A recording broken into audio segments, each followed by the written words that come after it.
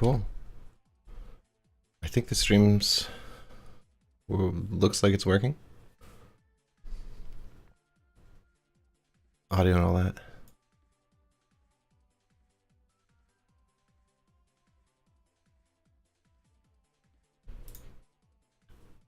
So for the people who are going to be watching this on recorded, this is the like TitanRO community roundtable Q&A, etc. Where it's basically like we ask people to ask questions in advance about TitanRO, and also just like have some brainstorming sessions about like, oh, what kind of features should we have in the server? How do we prioritize? Samba quiet. Mailman. It's very important to bark at the mailman. And then yeah, and just like how to prioritize features, and like, you know, even if we get like a lot of suggestions, there's still some prioritization because we have to, you know, choose what we implement in a certain time frame. So I wanted to start out like just the first 10 minutes or so of introduction. We've got a dozen or so people on voice, and then we've also got a Discord chat channel going, and you can talk in Twitch chat, and all those things should show up on this stream. Also my drink.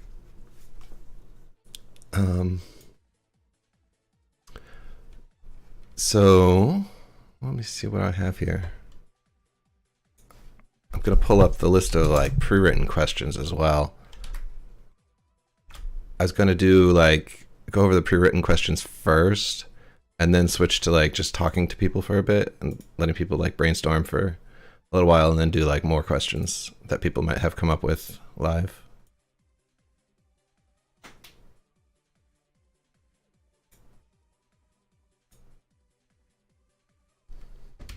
Lumen. Is Lumen in Twitch? It's such a kissable face. Oh, that's wonderful. Thank you, Lumen. That's very kind of you. Should we maybe explain what TitanRO is for anyone who might be watching this at some point? Who Sure. is already playing? Yeah, that's a good introduction. So TitanRO is a low-rate RO server with Revo Classic mechanics, which doesn't really mean anything by itself to most people.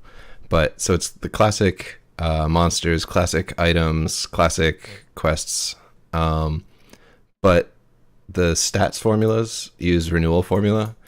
So and also like weapon attack and some magic attack uses renewal formula, which means you don't get huge bonuses for like some of the big differences to me are you don't get a huge bonus for leveling strength from like 99 to 100. In pre-renewal is huge. But in the renewal formula, it's just 1% or 2% bonus attack from your weapon per strength.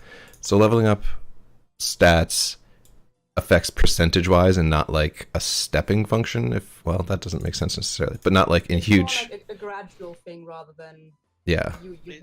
I would describe it as it's very linear. It just each point is worth the same no matter what. Yeah. It's not like you don't have to get multiples of 10 to make it worth it. Yeah, and then int is this. Returns. Yeah. Well, in classic, your stack gives more and more the more you level it. Oh, actually, I need to change my volumes, huh? Because Discord's not going to be loud enough on stream. I think. Yeah, I'm totally okay with that. I don't like how I sound. And you shouldn't be on stream.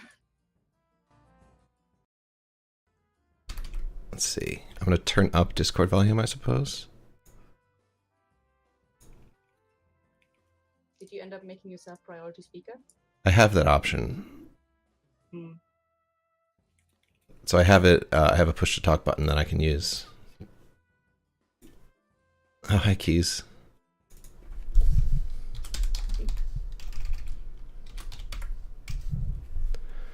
So that should be a little bit louder, I think.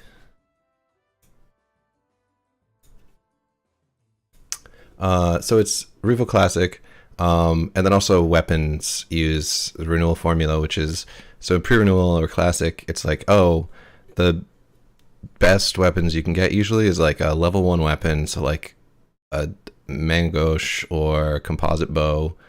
You get that plus 10, and then you put 4 cards in it. And that's like, oh, that's your best damage weapon usually. But in Renewal, you actually use level 3 and level 4 weapons, and high upgrades of like a level 3 weapon with cards in it is amazing damage. Because strength modifies based on the attack of the weapon you're using, and not just giving you a flat bonus.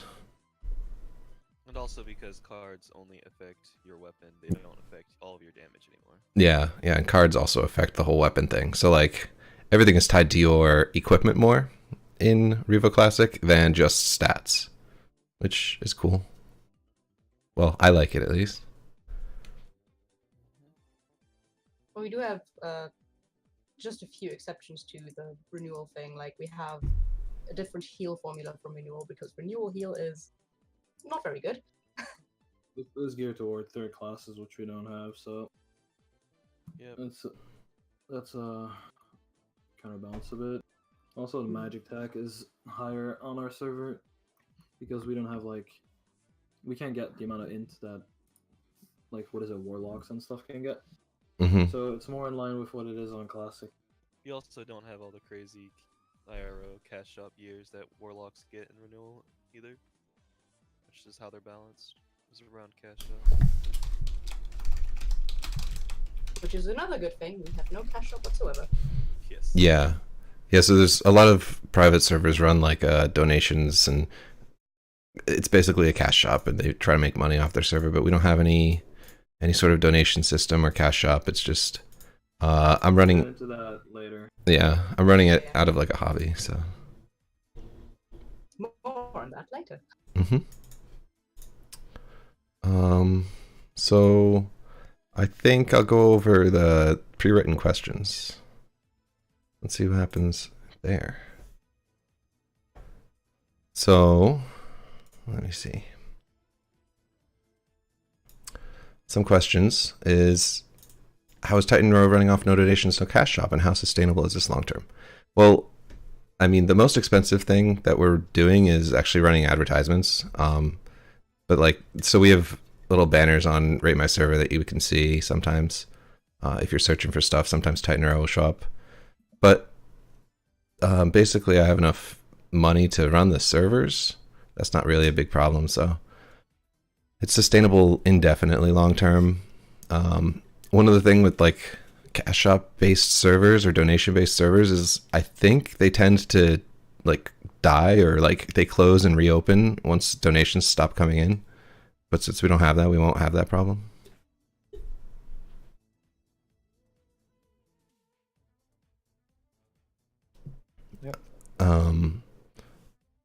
Why are we using Revo Classic instead of just pre-renewal or renewal? Oh, I guess we covered that a little bit in the intro. But basically, yeah. Renewal basically nobody likes because it's like a rush to 3rd jobs. Well, okay, plenty of people like Renewal. It's a fun game, but it's not exactly the same feel as like Ragnarok Online that people are used to, of the whole like freedom to go anywhere. That's one of the best things about Ragnarok, I think, is like, okay, I have a new character, I'm level like 30 something, where can I go? And you'll get plenty of suggestions as to like, what's your build, are you in a party or solo, and that kind of thing, and you can actually have a lot of different options. Renewal kind of limits that, but it also kind of pushes you to just power level through and get to your 3rd job class. And pre-renewal is good, but I think Revo Classic actually even improves that with the stat formulas and the upgraded like attack and magic attack stuff that we were saying earlier. Yeah, it frees it up a bit more. Yeah, there's a lot more room for builds in the renewal mechanics, the Revo Classic mechanics. Like a wizard is not optimal build with 99 int, 99 dex for damage in Revo Classic. I don't think, because I'm pretty sure that luck will add magic attack more effectively than At least a little stuff. bit of luck, a small amount of it, yeah. Yeah. Like around 20 usually. Yeah. Give or take, depending on how much fit you want in your build. Yeah, so there's a lot more flexibility because I think like, okay, Glass Cannon build in pre-renewal Wizard is just like 99 decks, and that's cool, but Just because Int gives cast time in Revo, you're not as tied to getting a shit ton of decks either. Plus, you're not tied to trying to get instant cast either, which is big. mhm. The thing is, like, cast time in renewal is actually a huge improvement over classic, because in classic, every point of dex you get towards 150 is exponentially better than the previous point. So what ends up happening is every class is going for a dex. Like Devo Pounds are getting nimble gloves and stuff instead of like fit gear, which is thematically more appropriate. But in renewal, you need like every point you get, like every point compared to the previous point is worse. So until like the last 20 points or something, like to theoretically get instant cast, which is not practically possible. But yeah, so it frees up a lot of space where you don't have to like rush like and put all your points in the cast speed. So you can put in like fit or like more damage or even strength to carry more items or energy to spam your abilities a bit more. Mm-hmm. And one of the things that people like and hate about the Revo Classic versus Classic is that monsters in like Classic, there's only I think 9 monsters that do like hard damage with higher damage with magic attack than normal attacks. But in Revo Classic, a lot of damage from spells from monsters is really high compared to their normal attacks. Mental armor is way more valuable. Yeah. You actually have a threat of dying. That's Mhm. Yeah. Swordfish Water Ball is like not a tickle. It doesn't. Yeah. Well, it doesn't instantly kill you usually, but Same with Anubis Soul Drain, which is pretty huge. yeah. Yeah. But it's good. It gives kind of a gear requirement for some places. Mm-hmm. You actually have to farm your elemental armor, so they're very important. Should we mention how we all came to Revo Classic? Or... Oh yeah, sure. And so the idea of Revo Classic is based on IRO Restart, which is a server that was, I guess IRO. All of the team has played on Restart. Yeah, all the staff has played on IRO Restart, which I guess was started from. I don't remember if that was the Philippines or whatever, but I think. I think the Thai server was Some first. servers in like Indonesia and in Thailand that started this idea first, Okay. and then it But became even, like- pretty popular. So IRO even, like, Restart JRO. decided to open. Right. Yeah. And then yeah, I think IRO Restart opened as a response to the Philippine Ragnarok server opening. So they kind of tried to cash in on the same time. Yeah, Yeah. they literally announced it the day the Philippine beta ended or started. One of those. I don't quite remember. Yeah. So yeah, the thing is, Restart was a really fun idea, we all thought, but it wasn't executed very well by Warp Portal, Yeah. and hence the idea for the server. And they had plenty. There were a lot of issues. Yeah. So they weren't consistent either with like monster attack, magic attack, and like classic renewal values. I mean, the cash up is an obvious point that we don't have, and they obviously did. Mhm. And then there was like the bot problem, which we fixed with like Gepard Shield, or the cheating in general with like packet injection and like the duping and all Yeah. of those problems. I was. I mean, Troj, you just went back to Restart yesterday? Yeah, I was. How many bots were there? I'm playing there to level up a ninja to test some mechanics, and there's about 200 bots on the Porcelio map. Including a few 99 trans characters. Yeah, there's a bunch of 99 Given transes. up on that. I feel like somebody just left their bot running for months and forgot about it. But yeah, it's very crowded on Porcelio map with just bots. It's really sad, to be honest. But yeah, So yeah, everyone on staff that played that server obviously enjoyed the mechanics and the potential. Like the gear requirement was really everything just being harder in like a familiar environment was really fun. And I think a lot of people were previously classic players and just enjoyed the change that like Revo brought with like the renewal attack changes and everything and the builds. Like nobody knew what was best yet, and that's fun to figure out. Mhm. So that's why we decided to make Titan. yeah. is there a goal or mission statement? And what's the measurement for deciding if something should be changed or added? So the primary goal is a stable server that lasts for a stable private server that lasts for years. And then also is kind of fun and a server that you can play casually and still like enjoy it. So I mean, we're not going for like the most competitive, insta-woe, skill-based, etc. things like that.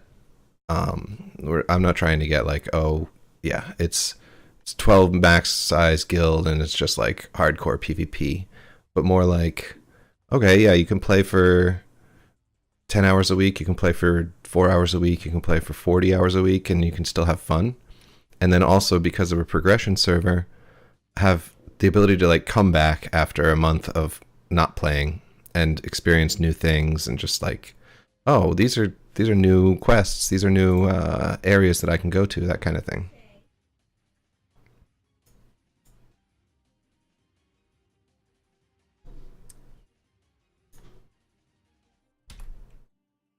Let me see. I think I wrote something else down there to comment on.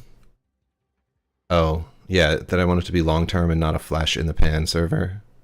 Because a lot of servers they kind of hype up really hard, and then once they lose like a few players, their server just closes. So It's also Which to know episode that will we stop updating the server?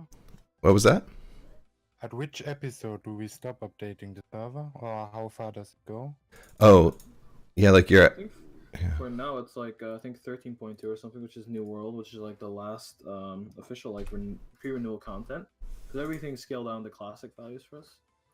We are not 100% sure on that what we're gonna do after that, but Yeah. it's probably gonna be either one of two things, which is the more unlikely thing is we're gonna just like do third classes, which I don't think a lot of people like, me personally included, but that's always an option. And the second part is like we might just look at renewal content and scale it back down to classic values, like in a custom sort of way, so we can offer like the newer content, but like appropriate for the gear and job levels and stuff and like everything that Titan currently has.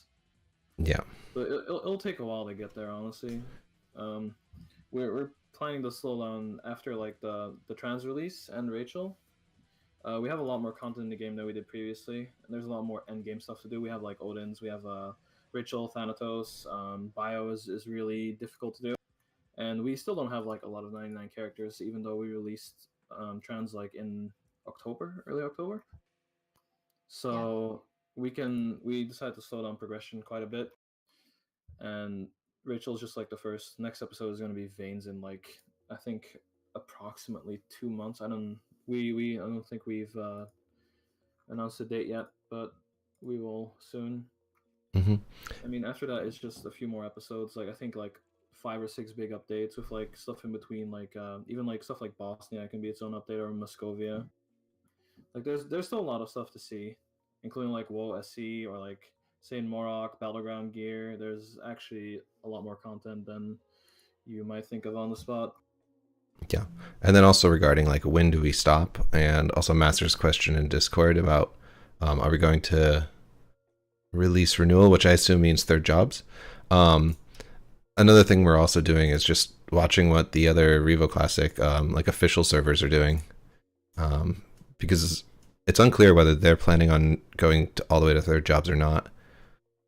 So if they stop before third jobs, then we can also kind of follow their lead and stop before third jobs. As far as I remember from what Campeter on Iro said, Campeter is the row 1 producer on Iro, he did say that third jobs are planned for restart, but we don't know in which way they'll be implemented or rebalanced or anything like that. Yeah, the gear is already And there. when. Yeah, they already have the gear there on the server already. Mm-hmm. It's definitely going to be there. Yeah. And just to clarify, the server already has renewal as the main base mechanic, so it won't be pre-renewal in any way besides what is already pre-renewal, like the monster's HP value and their EXP value. So this server already has renewal as its base mechanics, so that's sort of confusing. But I think he Yeah. meant third class. Yeah, you always have to like differentiate between content and mechanics. But the server is advertised as pre-renewal, so I'd be pretty upset if third classes come out. Yeah, I think we'll have some notice, at least like 6 months of notice if that's going to change. But I think for right now, we're not planning on doing third jobs. I just don't think it suits people who like this server would not like to go to, because renewal is so different from pre-renewal. Like it's even with renewal mechanics, it's just so different. Yeah. Different game. Yeah. I mean, in general, it's like the content we have is geared towards classic and like second class and max level of 99 because our monster database is like a mix of like the renewal and the classic database. Like everything's scaled down to like classic levels, but we use like I think we use mostly classic stats, like as most people call it, pre-renewal, and with a few. I think the actual stats like strength, dex, and luck and whatever are their renewal equivalents, and then we just have the renewal formulas that like make the monsters like do damage and stuff. Mhm. So they hit a lot harder in general, but in also the content is scaled down to our current level. If the Revo Classic servers, like the official ones, ever go third class, they'll have to have this. They'll have this dilemma of where they have content catered to pre-renewal, but classes that are renewal pretty much at that point. Because I'm pretty sure that Revo Classic is some sort of gravity ploy to convert classic players into renewal, which sort of works, I guess. But I mean, K-Row has row 0 as well, which is another entirely different thing. Mm-hmm. Yeah, I like the idea of RO0, but I don't know how they're doing. Yeah, so like item drops are just pre-renewal. Item stats are just renewal. So the effect of items is just renewal. The items that can be obtained is from pre-renewal list. Monsters stats is a hybrid of both pre-renewal and renewal stats. The job classes that are available is pre-renewal. So like for each of these like different categories, there's some pre-renewal and some that are renewal. Experience is purely pre-renewal. Experience earned from monsters, but the experience tables are like a custom thing. they're custom where they need to be. They're mostly like the most important thing is like we scale to the base values of like that IRA restart has. Yeah. It takes around the same EXP. But then again, our EXP, our party sharing table is a bit different, so it might feel a bit off. Oh, I just mean that If you the want like more detailed information about like what mix we have, I think we have a wiki page just dedicated to how the server is configured. yeah, I just mean that the classic and renewal. Revo Classic EXP table is custom. It's not quite based on pre-renewal or renewal. It's kind of a hybrid. Well, because renewal EXP table is unique, but the Revo Classic EXP tables are you level up to second job faster, but then overall it's more experience. Yeah, they've kind of just scaled it differently, so you get to check second job, and then think classic where you get to job 50 at like level 84 or something, and on Revo Classic it's 93 where you get job 50, or around that at least. Mm-hmm. So I'm gonna move to the next question. Is what are your thoughts on endgame bosses not being killable without cheese tactics? Like portal fisting, ice wall, and ledge bugging. I'm not quite sure what the question is trying to address. I think most bosses are easier to kill with cheese tactics than, I don't know what the alternative would be, like standing around the boss with a bunch of AoEs. As someone who MVPs a lot on the current server, every MVP is going to be done the easiest way that's possible. That's how it's done in every MMO that has a boss.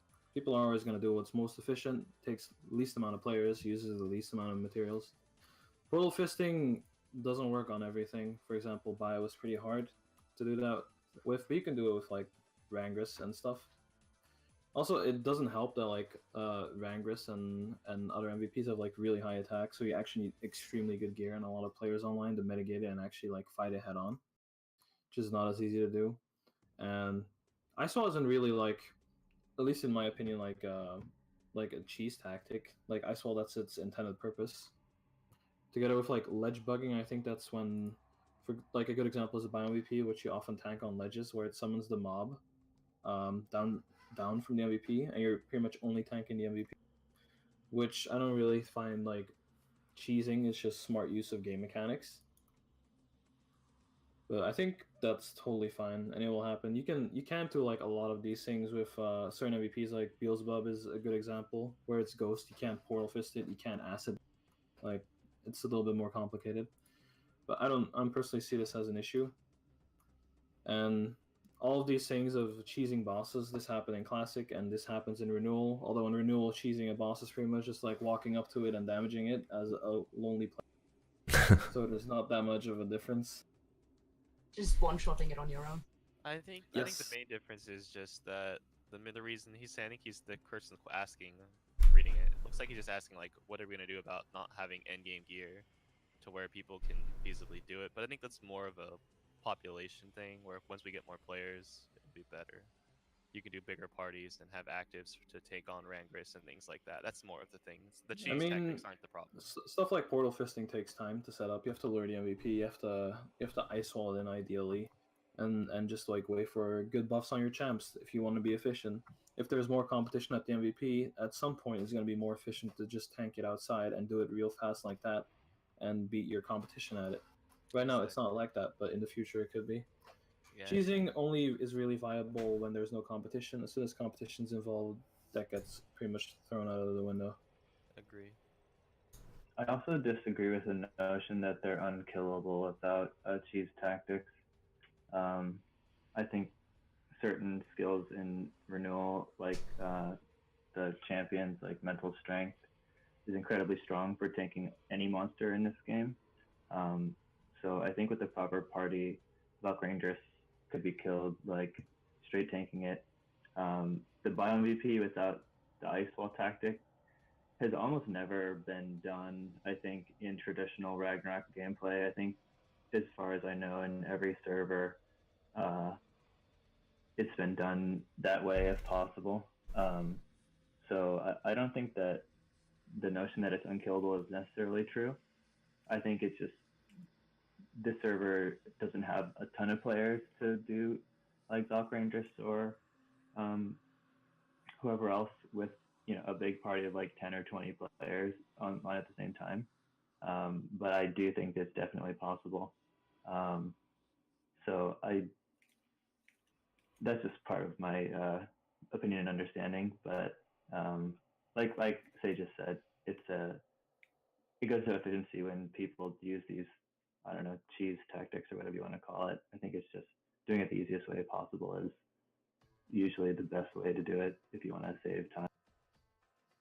Yeah, I guess it's kind of like you find a little mechanism that works to damage the MVP, and you just kind of repeat it. So like, as long as you're not dying and wiping your party and having to fully reset, you just keep grinding away at the MVP, whether that's portal fisting or whatever kind of thing it is. We don't really have like the complex dances that have like Final Fantasy and World of Warcraft have, like you have to like stand here, then run over here, then click that button. Ragnarok just has like monster AI and you fight it.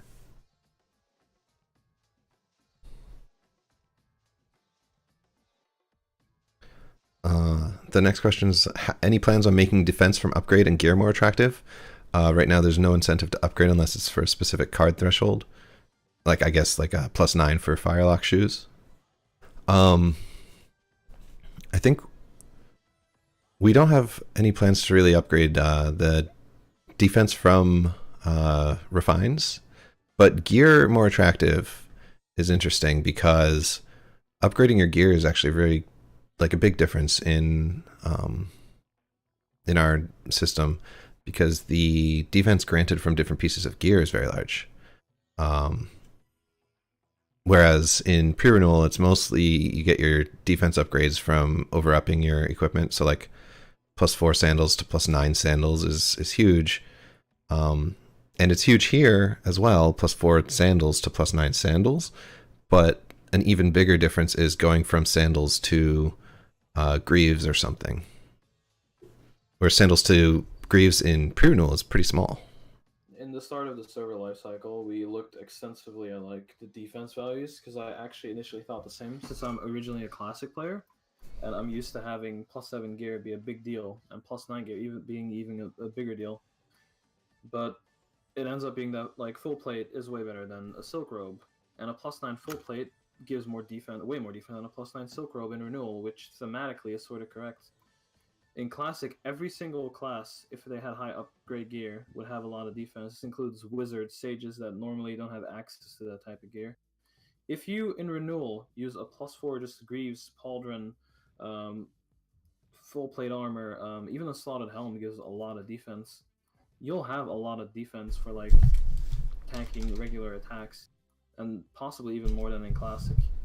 And it's just more of a thematical switch that Gravity decided on, and making upgrading less important as a whole. So for every classic player, like a lot of the Revo classic players are actually people that used to play pre-renewal. So they're used to, like, everyone has the gear standard in their head that like +7 is default, right? It's like +4, +7, +9 is how it goes in progression. But that's just something that we've been taught by years of playing the game, and it honestly isn't that big of a deal to swap over. Initially, I thought it was a bit weird too, but thematically, it makes a lot more sense that a wizard would have a lot less access to high armor gear than, let's say, a crusader or a knight. And it kind of works out similarly, the same way. I still feel that defense doesn't matter much.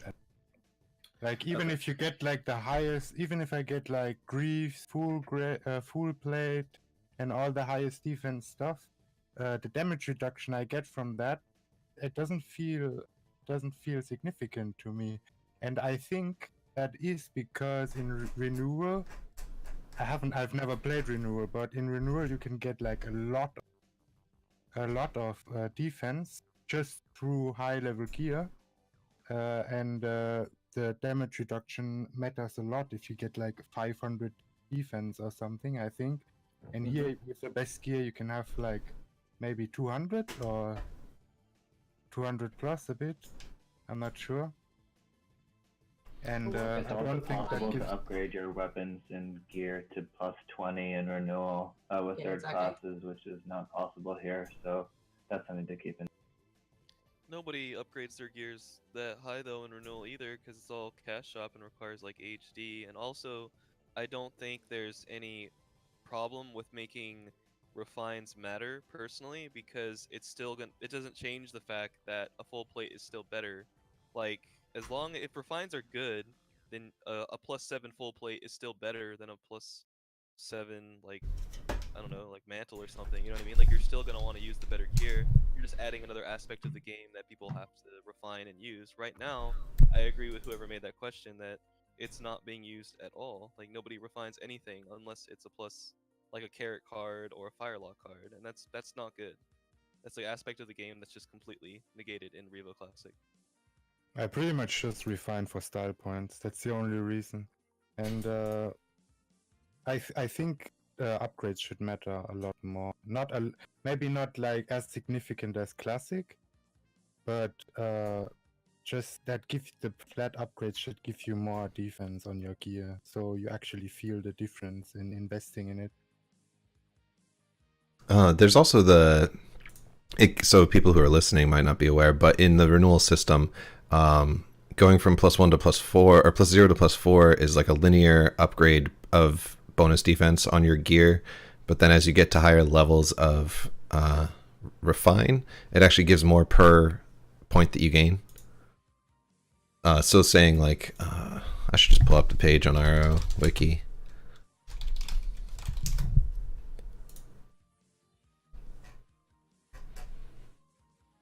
Hard def, where's this? It's just a bit hard for people to come into the mindset that using, because like a lot of people have been playing the game for a while, and me included. And if you're like, let's say we had a spotlight on Magma, the past, people are there and they have like they have a Persona armor, but what's a Persona usually slotted in? It's like a silk robe, because classic players, Silk Robe is one of the better gear 6 slot things, but the defense value of Silk Robe is like hilariously low, while a full plate or a Legion plate armor is way better. The thing is, not a lot of people are using those things, and we had the same initial response as the person asking this question, and we calced it out a bit, and we came to a consensus that defense is pretty much in a very similar spot. Upgrading is just worse than it used to be. It's less upgrade focused. But then you have to remember that in Classic, if you were, let's say, a wizard and you had all +9 gear, you were tankier than a knight with like +7 gear, and that really doesn't make a lot of sense thematically. Yeah, you can also reach 100. You don't really feel the damage reduction that much anyways, because from my personal experience, most of the danger in renewal tanking is elemental based and not attack based. Like elemental attacks hit like a truck, and it's more often than not better to just reduce that than the physical hit. Yeah, you can also get 100% defense in Classic. And so take 1 damage from all physical attacks, which is a bit silly. Yeah, no, I wasn't saying that Classic was optimum concerning defense. All I was saying is defense to me on this server, investing into over gear really makes no sense. Just a waste of... Yeah. In general, it's not really worth it. +4ing your gear is still worth it. +7ing just for the defense value is not that. There's no way +4ing is worth it. You gain 1% from all your armors. 1% defense, dude. For the Elu, it's like what? Like on this server, You never know when that will help. You're spending 280k for each armor. That's like you're spending like 1.5 mil to get 1% damage reduction. Nah, that's stupid, dude. It's safe. Or at least I played on some server, but it was Classic, and I think they made like custom buffs on equipment that was over upgraded. Like you get on muffler you got weight, and on shoes you got a bit extra % movement speed. Like fun little stuff that entice people to over upgrade their gear. Yeah. Be interesting. Yeah. So, but for now, we're not really looking on changing it. But we can write more details about like the research that we did and basically why we came to that conclusion. I think that's probably helpful. Yeah, this is something we looked into for like 2 months straight and couldn't really find anything that was like good, because we found like something that where initially like since renewal scales up to +20, we could just technically half the defense. Like instead of like having the defense from +0 to +10 on our gear, we could just use the values that renewal has on, instead of like for a +6 gear, we'd have like the renewal value of +12, for example. Then it'd give way more than Classic in total, which is a weird spot to be in, and it's a sensitive balance point that we don't want to mess too much with, because there's always the chance of it being like of us like sort of like fucking up, and like the defense value, there's like some weird way where you can get like way too much defense with like upgrades and like gear, and content becomes too easily, because one of the selling points for the server is that content in general is pretty hard. But in general, like we do agree that like upgrading is in general not really worth it unless you're going for like what's the example, like a carrot card in your headgear, or a firelord card in your shoes. That's totally true. But in like the future, I think renewal in general kind of realized that, and they put more values that like they what's it called? They scale with your upgrade value instead of just like upgrades giving defense. Like a good example is like the Crimson weapons, right? They give insane bonuses based on their upgrade. But there's armors like that too. Although we don't really have those yet in our point of progression, but we might at some point in the future.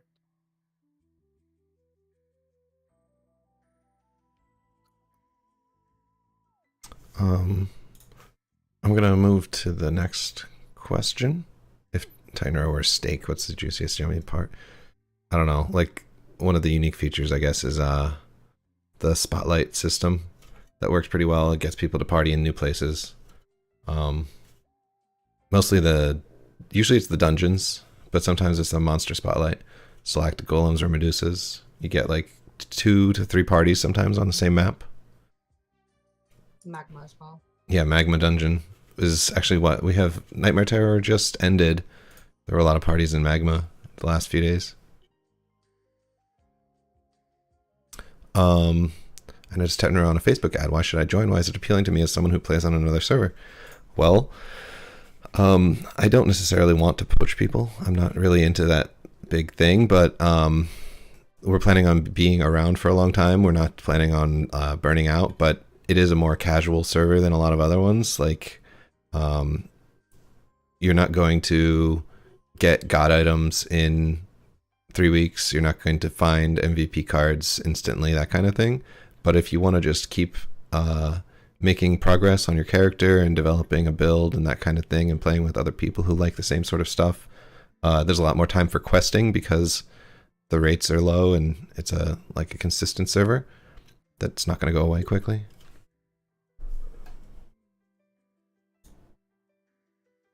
I'm trying to answer a little bit faster so that we can do more live questions than the written ones. And then also just like have a discussion. I'm a casual player. I play 12 hours a week. Will I be able to achieve anything on the server? Yes. Because you don't have to rush to be endgame content. For 12 hours a week, it might take you a while to get to trans, but if your goal is to trans, it'll take you some months. If your goal is to reach level 90 plus and participate in War of Imperium, you can do that in maybe 2 weeks, maybe 3 weeks. You can get to 90, even solo probably. If you find parties, you can get to 90 in like hours. Like any other MMO, RO is a game of where you set your own goal and what you want to do. If your goal is to get level 90, do that. If you play 12 hours a week, set a realistic goal for how many hours you play. If it's hitting level 90, finding a specific piece of gear, hunting an MVP for a new armor or something, that's totally doable. Mm-hmm. The thing is, like, the thing that we advertised the server initially with is that we wanted a more, like, we want a Revo Classic as a server type because we thought it was interesting, but we wanted to have more of the classic playstyle of RO, so the playstyle that was more prevalent around, like, pretty much like pre the cash shop of like official servers, where you just grinded for EXP, you had fun, you met new people. We tried to spice it up with the spotlight system so you could go to new places, so you're not always stuck in the same spot grinding. And that's what we initially wanted to do. So if you're a new player, you can just hunt spotlights for certain cards. Like we had EDs, like Evil Druids, the past week. That's a good spot to just like grind some cards and possibly sell them, make money. It's also a good experience on Evil Druids, actually. Yep, it also helps because, like we said before, we have Gepper Chilo on our server, so we don't really have any bots running around. So the lower materials and lower cards that are usually widely available on official servers, I'm thinking more of like favor cards, mats for bomb. They become a lot more attractive if that mob is spotlighted and gives you a good excuse to hunt them. And doesn't make it as tedious.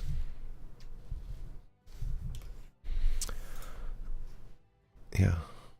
I'm a new player. Somebody's being an asshole to me. Could I report them and would they get their due punishment? Probably.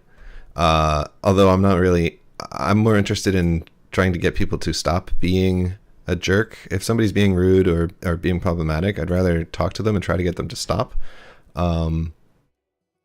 rather than punishing them.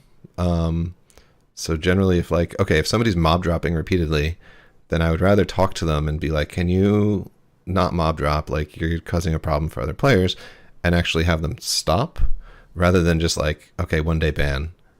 Like, we have one player permanently banned, for just repeated harassment of players. But other than that, everybody else has just had a temporary punishment, if anything. But there haven't been many. It's more about just getting people to stop being an asshole or a jerk or whatever. So And obviously, if they don't, then that's when the punishment comes in. yeah. And then we have like main chat mods. So there's a main chat in the server, and mods can temporarily mute people if they're being like harassing or something in main chat or just spamming.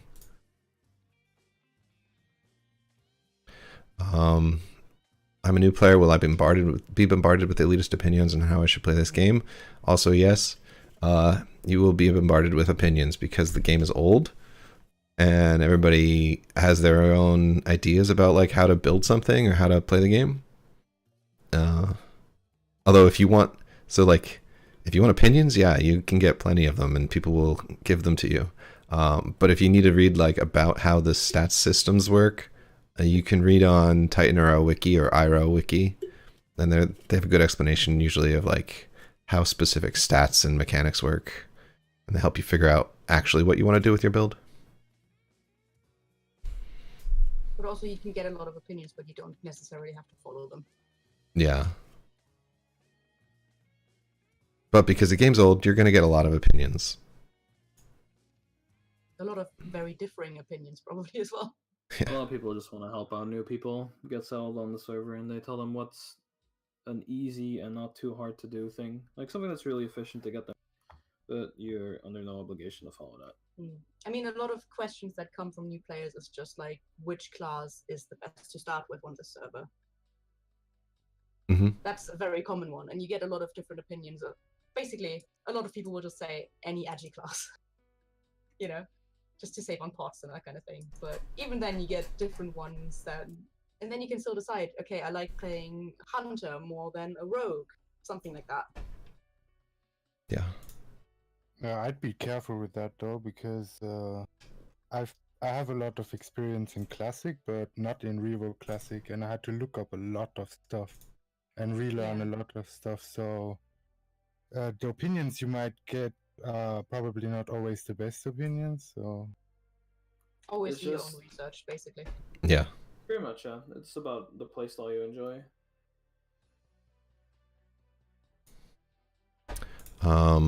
Then some questions from Jerry. What are your thoughts about adding more field spotlights? Maybe 2 more and 1 more dungeon spotlight as we go through progressions. I do think that the field spotlights are the weakest of them in general, because there's so many fields to choose from, and it's usually picking like a Geffen, Prontera, or Mount Mjolnir field, and a lot of those are just mediocre. So I do want to add something more to the map. And then we've been talking about a different feature that can be similar to another dungeon spotlight, but not exactly the same as just a second spotlight. More interesting. Stay tuned for more info on that. Yeah.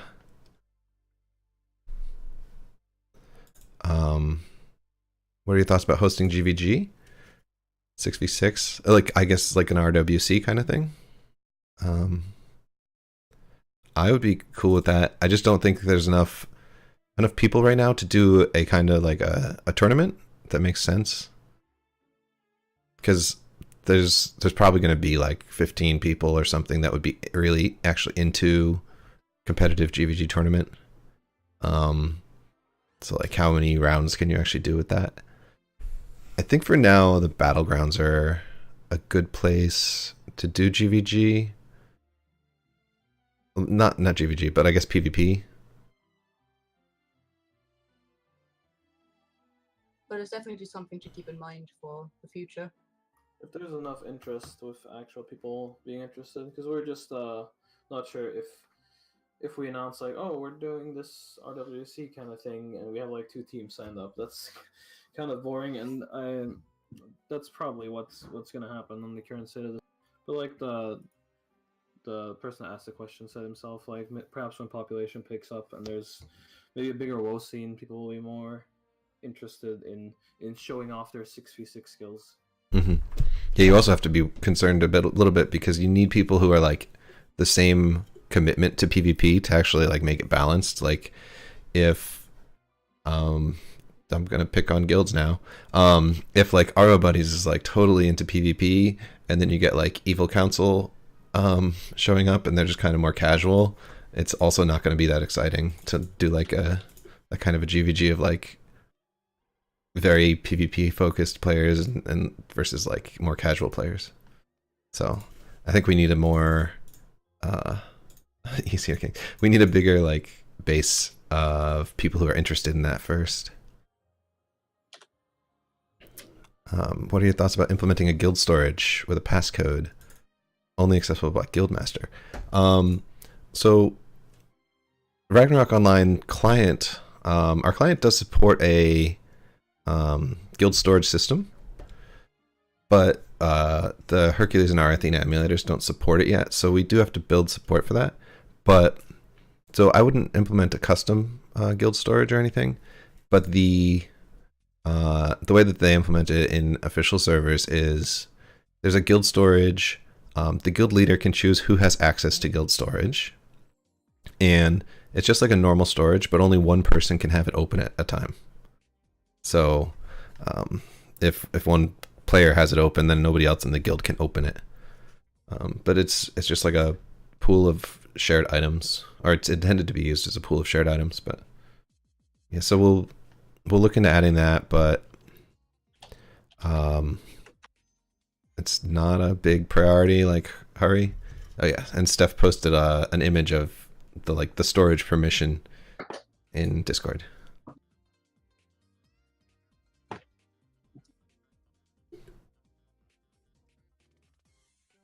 Yeah, so we'll look at adding it, but we do have to add some custom code, or if we wait long enough, Hercules or our Athena emulator will add it, and we can just copy their code. One can only hope. I've only been asking about it for months. Yeah. Yeah, like one of the things... Every few weeks I'll pop up like, what about guild storage though? Yeah. One of the things we did that with was we waited long enough, and then we got the last login date in the guild window for free. So we didn't have to do that ourselves. What do you think about adjusting the EXP curve for first class trans, making it less gruesome? We had a staff call last night and looked at the table, and it does look like it is wrong. It's too high. So we want to adjust the first class trans job experience needed to get to job 50 by reducing that. Now that should be in the next, I think, week or two. I guess we'll just have to say sorry to all those people who actually spent the time to level through job 50 first class trans. No, he does mean job, because getting to job 50 trans is cheating. Yeah, we looked at the tables, and it's a bit higher than it looks like it should be, because it's quite a bit higher. Yeah, our first job EXP table was based on TitanRO, I think, Thailand, which I think after now looking at it again is probably higher than what IRO was based on. I mean, it has to be. Yeah, more grindy in TitanRO than IRO. Sell those manuals. Yeah. So yeah, we'll be looking at that in the next week or two, or adjusting it in the next week or two. What do you think about altering the novice ground since discussions on like adding footsteps? Yeah, funny story about the footsteps. Yeah, so the footsteps were actually broken for a while. When you make a new character, it's supposed to guide you a little bit and say like, go over here, talk to this wounded swordsman, and then it guides you with footsteps outside and that kind of thing. But those are fixed as of this past week, so that's good. But as far as no one noticed they were actually broken. Yeah.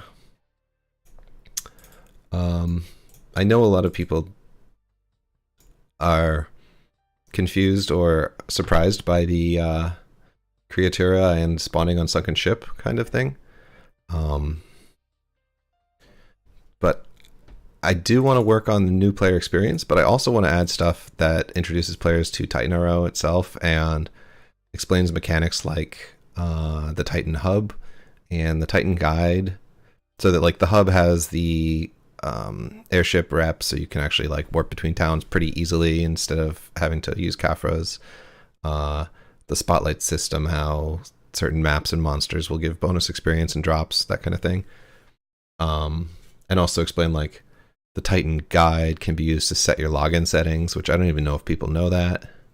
So you can automatically turn on or off auto loot and stuff like that. Or specific chat channels. Yeah, we're aware that the free Kafra coupons don't work with an NPC. Yeah. Yeah, the free Kafra coupons don't work with the airship rep. Because he's not a Kafra. Because he's, yeah. That's why that is. Yeah. So the academy is like a placeholder right now until you guys implement something better. No, I like the academy. So we were talking about this again last night. We've been talking about it every 2 weeks for a while. I think the problem is not necessarily the academy itself, but also that starting island and ship. It doesn't really feel good to wake up on that island, or to wake up in a ship, click on a swordsman, leave there, and you can't even keep going to Islut until you kill some porings. It's just not as fun as the classic Novice Grounds, where you kind of have a bunch of monsters to fight. This is more just like walk, walk, walk. But Ragnarok is like just questing based rather than I think Yeah. it's few terrible. quests than a lot of killing. I think I've had so much feedback from new players from my guild, from players I met on the server in the last 2 weeks, that they've all told me it's too convoluted. They're running around. They don't know why they have to run around and do all of these quests. It's like I had a guy like straight up quit on me in the middle of me guiding him through the academy personally. He's like, dude, why do I have to run around? And he just logs out. I mean, obviously people like that are not going to stick with the server anyway, but that's an extreme example. But I've noticed that I've had friends who like want to play on the server, and the academy actually like instantly turns them off because it's too convoluted and it's too running around. And I personally think that while it's very good in like introducing brand new Ragnarok players to Ragnarok, it does it better than the old Novice Grounds. I think that it should be more of an optional thing, that like maybe you go through a simpler version of the Novice Grounds, like kind of like old Novice Grounds, something like that, where it's just streamlined. You go through a couple rooms and you're done, and then it says, hey, if you want to know more, go to the academy. And I think the Kafra tickets should not be tied to having to run all around, because it's just too much. Like it's too much to. It feels like you're doing too much. This like you're doing like a mini sign quest type thing. You know what I mean? You're running all over the place just to get started, and starting in Ragnarok should not be tedious. When you're just trying to get on a new server, you don't want the beginning to be tedious, in my opinion. Yeah. So That's what I've gotten. I switched the stream to be some screenshots. I want to try replacing the place that you spawn instead of that ship and island to be more of this unique custom map that I had built. That's kind of like a garden, and do the old Novice Grounds kind of style stuff here. That's more streamlined, kind of like talk to this NPC, fight some monsters, level up, and then when you're done here, have the option to warp to the academy or just take a job changer, like a job change warper. Be like, okay, that kind of, I liked that feel in Classic where you were done with the Novice Grounds and you could actually just like warp to your town, and it felt like very clear, like, okay, I want to be a merchant, warp me to like where I need to go. Whereas the Creator Academy is kind of like, even if you level up to job 10, you finish up and you're like, okay, I feel like there's not a lot of direction. Like, what am I supposed to do now? So I think that's definitely something I want to work on. It's the new player experience and feel. And will the Kafra tickets be done in the first part, this new area you have here? That way the players who are experienced and already on the server don't have to go through the academy to get those tickets for their new characters? Or will it be you have to go through the academy to get all the free Kafra tickets? Because I think as long as the Kafra coupons are tied to the academy, it will make you have to do the academy. So as long as they're in this part, this new part you're showing off, I think it'll be good. That's a good setup. We're not even 100% yet on what we're gonna do, because even among staff, the opinion is heavily divided on what's the best. That's why we've been discussing it for like the past probably like 3 months or something, almost every time we have a staff meeting. Mm-hmm. Yeah, we're looking to try and find something that works that we can all agree on. Yeah. Because we all know that like Creator, the current state is not really what we want it to be, and we're looking to improve it. We just don't know how to do it yet in a way that we're all sort of satisfied with the outcome. Yeah, because I know players like Creatura because it explains more of the game, but I don't even know if it actually captures the things that we want to explain well, or if it's just kind of explaining random stuff. Like, there's one NPC who is like the lunchbox dude, and he gives you like poison, sleep, stuns, etc. statuses, but I don't think he does a good job explaining what they are. He just applies all of them to you, and you just spam enter, which is not a really good NPC if you just spam enter through it. That's most of the academy though, is just mashing through to go through the dialogue. Most of it, I mean, even the refined one is kind of like whatever. The shop one is like monotonous because the one that makes you buy from the NPC, in order to do the first step, you have to sell something, Mhm. and then it tells you you have to sell something right after that. So it doesn't seem like it's efficient in any way in that regard. Some of them could be cleaned up, but I think it's less that they're there, it's more that they're just so spread out. If they were all kind of in one kind of condensed area rather than having to run all over the place, it wouldn't feel quite as bad. But I do like the idea of just having a simpler one before you go to the academy. And the academy is restricted, or not restricted, but optional mainly for brand new players who need to learn about Ragnarok. Yeah, that's the kind of goal that I want to go with, is have like a pre-academy, and then you can skip to your hometown for your job It instead. would basically be the very first thing explains the server-specific things, and then optionally you can go to the academy after if you're not clear on like general game mechanics, that kind of thing. I actually haven't been into the academy for a longer time now, but I think we should cater more towards player that know Ragnarok than player that. I think we should just make the early levels or the novice academy or whatever, make it as easy and fast and not running around. I don't mind clicking through dialogue as fast as possible, but running around is just annoying. And I remember back when I started, it was just an annoyance for me, every character. Mm-hmm. I mean, to be fair, you can get to job 10 through the academy, like specific quests, in like 10 minutes. Yeah, once okay, you already kill know a how to, spawn.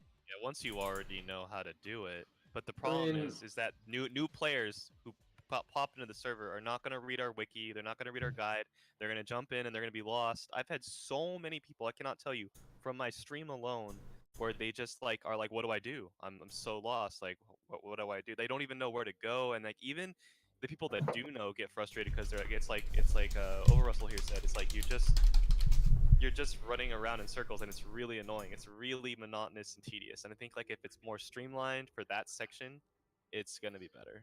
Like we said before, we're gonna try and do a thing where it's more streamlined and where an experienced player doesn't have to go through all the this is the poison status and this is the stun status type of deal. This is how you sell items. We're probably gonna you're gonna get the rewards like way earlier, so like the cafe tickets, the novice gear. But we just don't have a good consensus yet on how to implement that. But we know what the main issues are.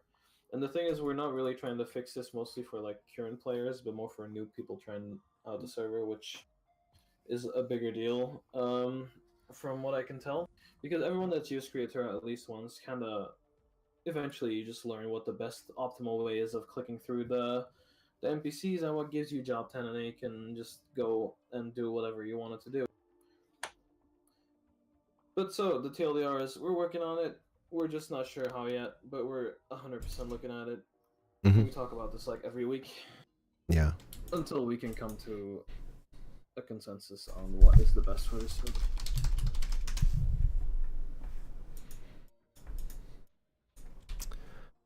So that was all the pre-written questions. What's my time? So we can do either just a random discussion or do like live question stuff. Let's see. Questions are probably better since they will probably spark the discussion. Yeah, I think so. I'm going to go through the pinned questions that we got in Discord. I haven't been actually paying attention to Twitch. It's not too much. Isn't that F Forest? OB, I'm not sure what F Forest is, but this is a custom map that I contracted for. It is designed by Olrox, who's a really good map designer. He works in Arathena and Hercules, but it's possible that he also resold the same map to other people.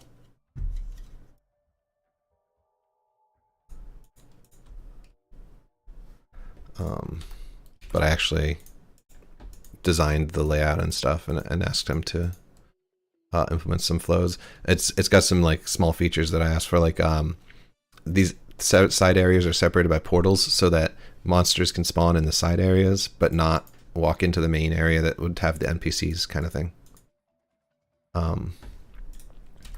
Yeah. Let's see, some pin questions. I'm going to start from the bottom. So Castaspella asked, will there be more PvP type content? When the server was opened, he had a lot of fun doing battlegrounds and stuff, but there's not really good rewards that would entice people to do PvP. Do we have plans to expand out to PvP players as well? Whoa, only once a week makes it dull for me in between. It's a good question. Let's see. I don't have an idea of what they mean in terms of like what are some other ideas about adding PvP content that other servers do?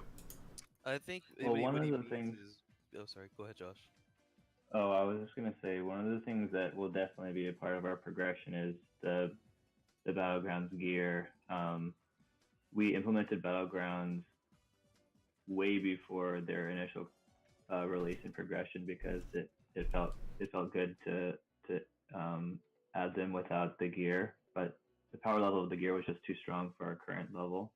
But as time goes on, as we're trans classes now and as more content comes out, we'll be able to add the battleground gear itself. So I think that one's an obvious answer to part of the question is that gear becomes best in slot for a lot of characters. So that will obviously be added as time goes on.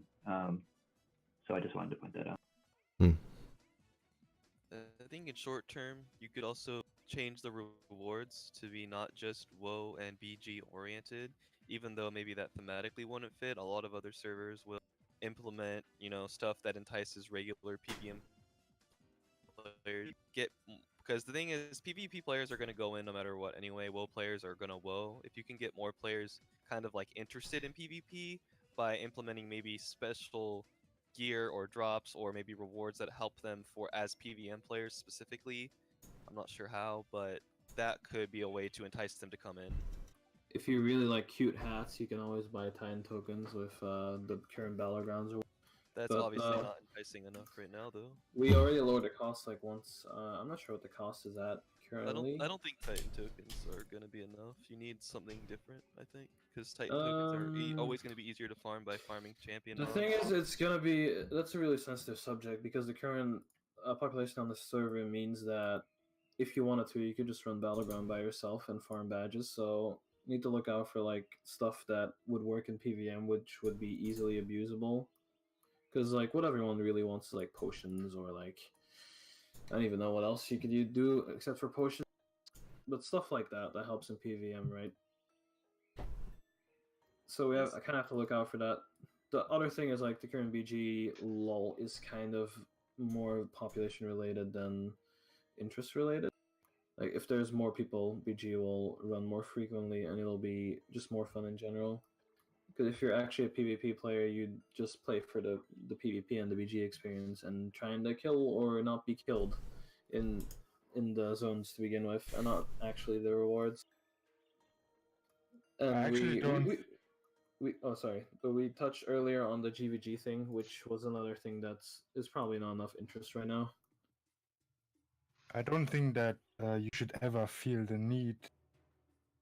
I always the BG gear where you always had to like, if I don't go BG, I won't get my Medal of Honor.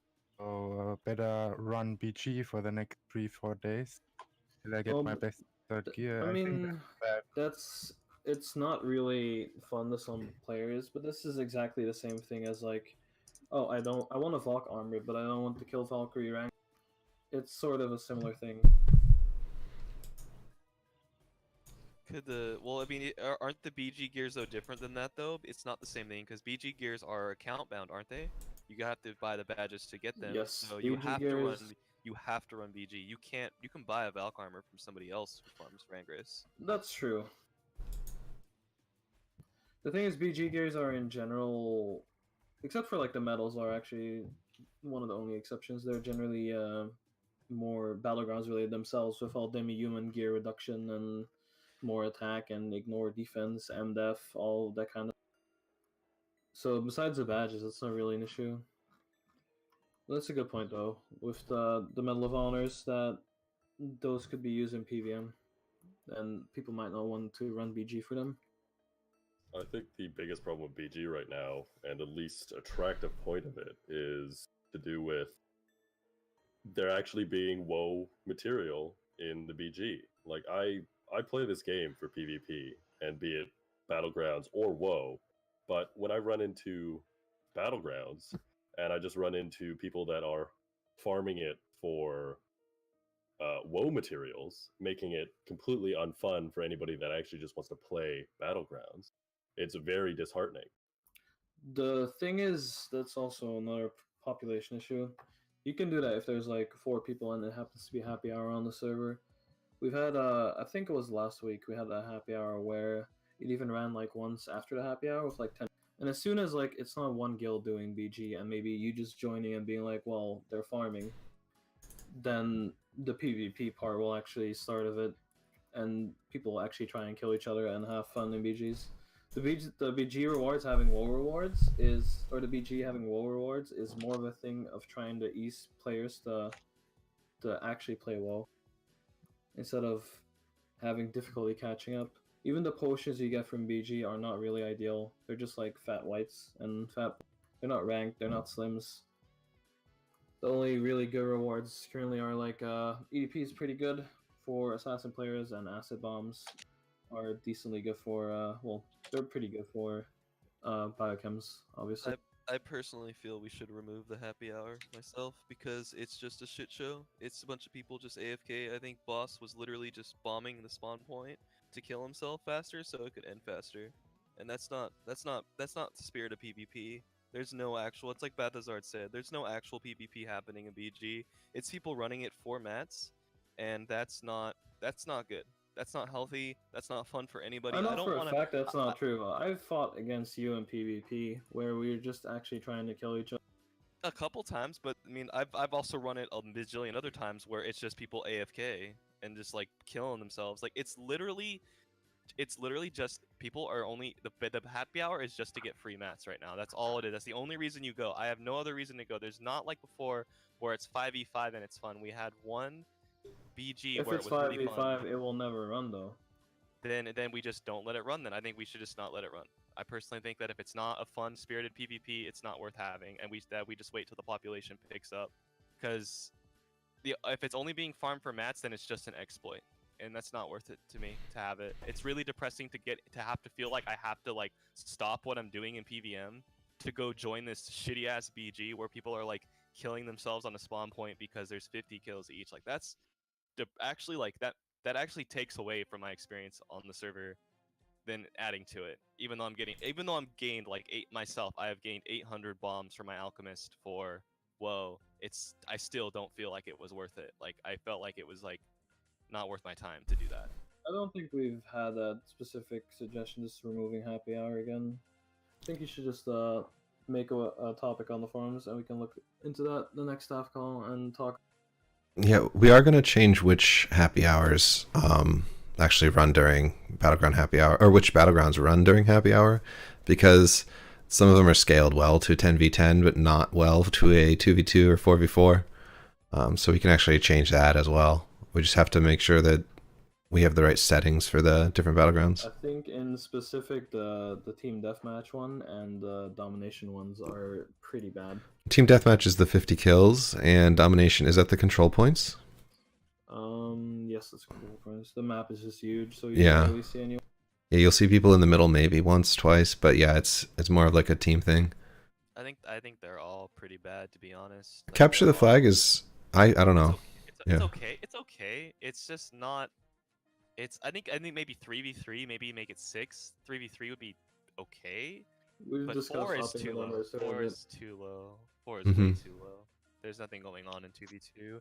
Because in 2v2, all it takes is like you get in and then if they have a class that completely shits on your class and it doesn't matter. It's like nothing you could do. Like if there was one time where like they had a priest and then we had 2 range characters, so they could just Numa and there's nothing we could do. Yeah. Like, that's not fun either.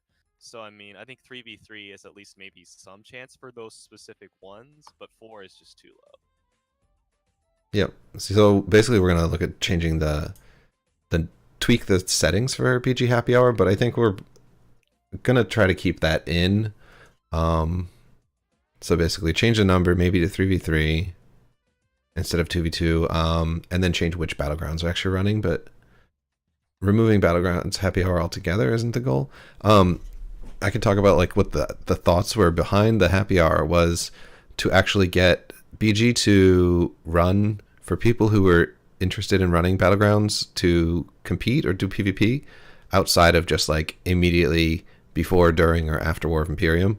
Because for the few like weeks prior to that, it was mostly like Battlegrounds would run at the beginning of WoW for an hour. Like people would go Battlegrounds instead of WoW, and that was like kind of awkward to me.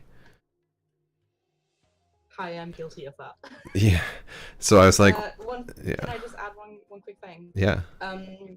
Currently, you also get more badges during a happy hour, right? Yeah. Or am I remembering that wrong? Yep. Maybe just removing that feature would help as well, because that makes it less attractive to farm. Just an idea. I think either way, it's going to be attractive to farm. When it comes down to it, you guys say it's for newer players to get a quicker fix into WoW, but currently, I've been in most happy hour battlegrounds, and I've never seen a new player in battlegrounds. Charlie, Yeah. does Kupo do Battlegrounds? We've I've done it a definitely few times. seen- We've had a couple new players try it out with us. I've dragged them, but mainly it's because we need the rewards. We're doing it for the rewards, to be honest. And then I think the rewards are the only reason you run it right now. I think the spirit of PvP is completely dead right now. That's my honest opinion. Like, it's Well, we're just trying to incentivize it. I understand Maybe, that. but, maybe with like 6 players required, it will jump up a bit more, and people will be more maybe, inclined yeah. to join. I think maybe 3v3 might help, and if it doesn't work, then I think you just go back to 10 and you wait until population picks up. If 3v3 isn't enough, then that should be it. Because right now, it's like I brought people in, and it's just there's not enough fighting going on. It's too spread out. There's not actual like PvP is my favorite part of Ragnarok, and there's a lot of skirmishing and stuff, and there's just none of that going on in BGs right now. Mm-hmm. I'm happy when it runs and I see like it starts at 2v2 and then I see it hit like a 4v4 or 5v5. That was like the dream that I had when implementing it, was that like the problem with the peak of like, oh, okay, so we require full battlegrounds to start, was it's hard to actually get that many people to queue. But the idea with like, oh, a small number of people to queue, then we'll have other people just like join midway and just like participate, which is pretty cool. That like, I don't know if people are all farming it, but I don't think they all are. But people are also joining Battlegrounds now when they see it roll, like they see it start and they're like, oh, I want in on that. So, and then they get annoyed when it's actually people just not fighting well. I think maybe make you could also create a requirement possibly so people can't just AFK literally. Like there are people who do just literally AFK. They like move once every like 10 seconds. So there is an anti-AFK thing that kicks you from the battlegrounds if you actually aren't moving. In terms of policing it, there's also a report AFK. If you're on the team, you can do at report AFK and then the player name. But is there a way to make it to where maybe you have to take an action, like you actually have to try to attack another player or interact with the enemy player, like an enemy player? Like you have to actively be attacking them every like within 30 seconds. There's a lot of gray area there because there's maybe people that just like go behind on a domination battleground and just try to cap and not actually. That's a totally viable way of playing. Yeah, it's hard because you also don't want like if there's a trapper setting up traps, you don't want to be like, oh, you're AFK because you're just setting up traps, like so. You can't really just do attacking a player. Yeah, I guess you're right. It's pretty hard. But if you do notice if people notice players that are just AFKing in Battlegrounds or just like farming Battlegrounds, by like killing themselves, that's kind of not a good thing. So you can let me know and I'll try to talk to them. I mean, remember there's an in-game recording function as well. Mm-hmm. If that becomes a problem, just start recording. I think though, like the issue is that it's just like these players are doing these things because like the requirements are so low, but the rewards are the same. That's the problem. The rewards are better actually than before when we had 10 more people on the server. I think the rewards for if it's BG, I think maybe Steph's idea is pretty good, where you just really just either remove the rewards to the like remove or reduce them, one of the two, to where, because I mean like people are always gonna run it if they can get free mats for WoW, especially for mats that are like aids to farm, like biochem mats being in there with how easy they are to get. I think I've ran BG like 2 days truly of like really going hard at it for like the full happy hour, and I have 800 bombs. Those need to be adjusted. It's Yeah, way it's too insane. easy to get mats. It's insane. Like I should not have 800 acid bombs Yeah. for running EDP, for example, is EDP is like it's supposed to be hard to make because it's very very strong, and bottles like acid bottles are also a little hard to make because they're strong. So it sounds like It we makes should. it way too easy. Yeah, we can probably increase the price on those. It sounds like people don't like the price being as low. We put those in specifically so you don't have like this was back when we had a few more guilds on the server that like one guild took the time to farm bombs and would just like dominate all the other. Like the gap between having, like right now the squads are a bit more tiny, but if you had like 10 active people per guild, the difference between having a bomber with enough bombs for a wall and not having one is huge. And we didn't want to run into that problem of like some guilds just getting like destroyed and not being able to retaliate without spending like 10 hours a week farming for bomb materials. Then again, it could be adjusted slightly now. We'll look into changing the. Yeah, especially with the happy hour running. I just think the gap between PVM farming and the BGs is like astronomical. It's not like it's like they're convenient, sort of. It's like they're insane. Like 800 bombs for me to farm in PVM would be like, that's like 30 hours of actual in-game farming, probably, like of straight up farming poison spores and fucking mandragoras or whatever they are. Like, well, you get the carvo from Cultivate, right? you can you don't use carvo, you use alcohol. You can get it from Cultivate too. You can do that as well. I'm pretty sure most people just get it from Cultivate though, not from farming. It's you similar. can brew them with like and you can brew alcohol easily. Yeah, that's what I'm saying. That's what I'm saying. You farm poison spores and stems to make alcohol, and it takes ages to farm. Either cultivate or the other way. Both take a long time, and way more than the time you would spend in like just playing these BGs. Like way more. It's the difference is like huge, and I understand that they can only be used in WoW, and you don't want like the gap to be like huge. That is a good thing to have, to where you give like guilds with less time a chance to do it. But I think it's just too easy. It's so easy that it solely is the whole idea of biochemist having mats. Like there's no cost associated with using a bomb in WoW or using a bomber in WoW. There's no cost with using EDP in WoW. There's just no cost. So you don't think about it. You're like, we're gonna have as many biochems as we can. We're gonna use biochems because it's free. It doesn't cost anything. Yeah, although we don't see that in practice, a lot of biochems. It's just because the population is low. Those bottles from Battlegrounds are WoE exclusive, right? Yeah. They are. Okay. Also, with having those things as WoW materials, it takes away from PVM. Like, you'll get creators farming their actual bombs. Instead of now for WoW, they farm them for actual PVM, and they have this surplus of bombs to actually kill MVPs and such. When it should be a nice balance. They should have to decide when to use their bombs. So pretty much all the hardcore PvP as I know never want. Sorry? I think it's a good thing if WoE potions and mats are available through BG. Because all the high-level MVPs I know never wanted to farm mats or will never farm mats and will always complain about mats not being available to Battleground other means. Yeah, I think we'll have to look at rebalancing the costs now that the happy hours are running, because every player can have like an easier time of getting medals. And I like Steph's idea of just actually removing that bonus medal thing, so that Battlegrounds just start at a lower number and they don't give you bonus medals, 25%. Which 25% isn't that big anyways, but it's still a bonus, so people will be more likely to farm there than actually PvP. But in terms of I would actually say, rather than just removing the bonus, I would say just not remove, but reduce the medals if it's below 10 people. Like, rather than having it be, I don't know, what's the normal thing you get when you win? Like 15? Have it be 10 instead. Yes, it goes from like I don't know if 6 you can, like, scale to that regarding to how many 17. players there are. Yeah, I think that's pretty easy. That sounds like an okay idea. I don't know. Yeah.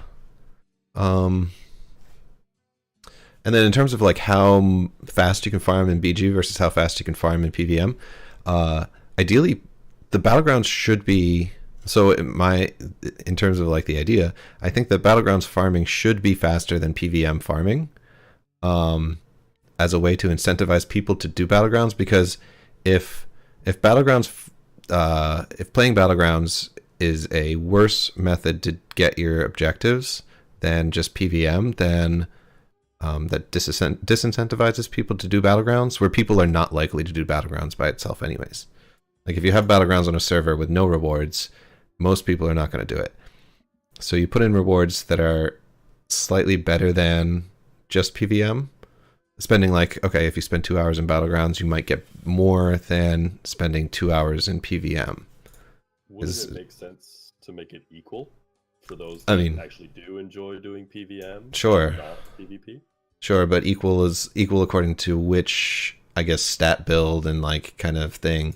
Like a single player farming solo with optimal brew chance and all that kind of stuff. So I don't think you can actually get like an actual equal. Ideally, I'd argue that brood bombs for PVM content are stronger than bombs in WoW because of the way that monsters like stats work in renewal. Most like high end MVPs or like monsters in general have much more vit than they used to, and so you actually do extremely more damage with acid bomb in PVM than in PvP. So I think the brood bombs are actually stronger, technically speaking. So I don't like the idea that those bombs could be gotten from BG and used in PVM, because they do way more damage than they normally do. Oh no, not for PVM. It's still, I'm just saying, like in terms of the ratio of, and related to Charlie's comment of, I think he was implying it's like 100 times faster to farm bottles in Battlegrounds than PVM. So 100 times or something like that is too much. Ideally, I would look for something like, you can farm ingredient like bomb materials slightly faster in Battlegrounds than in PVM, because we want to encourage people to participate in Battlegrounds. It's easy for people to solo farm. They can do that anytime, but it requires a group of people getting together and cooperating to run a Battlegrounds. And so since there's that challenge of like getting people together to participate, you have to give some sort of benefit to it. Like, which is why if you're in a party, you get extra experience. Ragnarok technically doesn't really need to give any extra experience for a party. People should enjoy playing with each other, but games in general try to reward like cooperation and group activities so that people will do them. Feels good to farm stuff together anyways. Yes, feels good to farm stuff together like Obi said in Twitch, but like you don't, if everybody's just farming solo and there's no benefit to farming together, then people don't necessarily farm together. Which is actually one of the things with Ragnarok that I think is weird. If you're farming for items like, oh, I need a mark card, it's not that common for a group. You especially won't get a group of like random people to be like, hey, I need a Raedric card. I need a Raedric card too. Let's go kill Raedrics on the same map. That doesn't really happen. Sometimes you get guild parties to do like, I need a mark card. Like we all need mark cards. Let's go kill marks. But like Ragnarok doesn't give an incentive for drops, which is kind of weird for Because parties. then you're partying with a random person, the other person gets the card, and you're just there like, oh no. Yeah. And then the other person leaves, and you're like, well, great, now what? Yeah. But guild parties, that happens more often, where you just all farm for the same goal, and you just distribute it among your members, and stay there until everyone gets what they need. Yeah. So that's a big difference. So, in regards to Cast a Spell, back to Cast a Spell's question about like PvP incentives and rewards, it doesn't sound like in general people want more Ooh, I really like that suggestion just now. Sorry. PvP. Oh, cosmetics, yeah. PG only costumes. Sign me up. Yeah. Remove the pin. It doesn't sound like people want more like rewards necessarily for PvP. People just want more balanced rewards for PvP. Although now with this other suggestion about BG cosmetics, that does sound kind of neat. I'm gonna move to the next question, which is there any incentives towards Rachel Sanctuary opening? From Eduardo. Check how many donations are left. I can. Last time I did it, it was 3,000 something. Oh my god. So We're the way there, so yeah. slowly getting there. I mean, I wasn't expecting it to open within a month, personally, but There's On that already note, incentives. everyone who wants Rachel Sanctuary, go donate. yeah. I think the number is just too high. Personally, I understand that it needs to be relevant enough to where it's not opened immediately, but there's also other things like players don't want to sink all their money into Rachel Sanctuary. They want to also do Socket Enchant, which came out in the same patch. Yeah. I think that's where a lot of the money is going. So I think we should lower it from 250 to maybe something more realistic. Like I don't even know, like 150 or 100 would be better, but I think like 250 is just so high. It's so high that you're either like you're gonna have players who are like, well, I could open it, but then I'd spend all my money. I personally have already put in like 5 mil, like 6 mil, and I know other people. One other person put in 20 mil. I think Claudius put in another 20 mil. We have people who've put in a lot of money, but it's still not open. So there are some people who are gonna sit on their money. There are some people who are like saving it for more important things, like their personal use, like Socket Enchant. And I think knowing that not everyone is gonna contribute to Rachel Sanctuary, we should lower the requirement personally. That's the interesting thing about Rachel Sanctuary, though. Some people really want to look pretty and cool with the beret and the feather beret, want those Vanberg in a selection. And other people are just not that excited and are like, I'd rather keep my money for myself. Like, we did already lower the price from, 500 mil to 200 Mhm. Yeah, we halved it. which is pretty appropriate considering there's a total of like 4 billion Zenny on the server. But how much of that Zenny is on players who don't play anymore? That's what you have to look into, because there's a lot of players who don't have. Yeah, but Well, the point was not so that we release Rachel and the Sanctuary gets open within the day. That wasn't the initial point. It's something that should be... Like, how long has Rachel been out now? Maybe like half a month? I think 2 weeks. Yeah, maybe. 2 weeks. Yeah. So, it hasn't been out for that long. It's 1 week or 2? If it's still not open in like 2 or 3 months, then we might look at just like reducing 2 or it. 3 But months? Like, this is content you're just gonna like have shelved? Like, people want to do stuff, dude. Well, but what Ice do you mean? It's readily available if you donate it. Ice Dungeon did come out at the same time, so it wasn't like we just debated like quote Rachel content is out, JK you have to donate and make people wait. Well, it's an official thing. I know. Yeah, so we actually do have like Ice Dungeon, which is there are people there, and Rachel Fields, they're like pretty mediocre, but they have some Atros and stuff and Galleons and Hillwinds, which are pretty nice. So like it wasn't like the content update was lacking too much, but yeah, I do want to put a tracker on the website that says like, hey, I'm Priestess Panna. This is a public appeal to support Rachel Sanctuary. We need your funding. And there's already rewards. We adjusted the rewards slightly. I don't know if it was in the patch notes, but instead of like Yeah, it is. a neutral command slim, you get a Nostal fruit, right? Which you could potentially even potentially you can get that It's one of the highest percentages for the lottery tickets. You could potentially even sell that or use that. There's also a chance to drop a Titan token instead of, what was it, another roll at like Big seed box maybe, something. or yeah. Oh no, yeah, it was a Yig seed.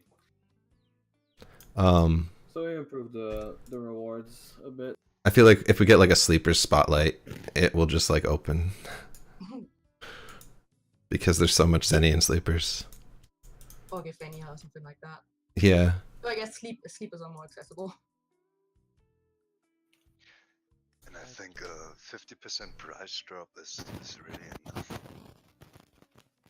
Yeah, from I the think it was just unfortunate that that content dropped at the same time as Socket and Chan, well, which is taking away a lot of Zenny that would otherwise have just gone into Rachel. And that's why I think we should just consider that more, because I think like I understand that like half is already a lot, but I mean we have way less than half of an official server, which is what 500 mil was set for. We like When we Rachel don't have released on we don't- official server, it opened within a minute of the server opening.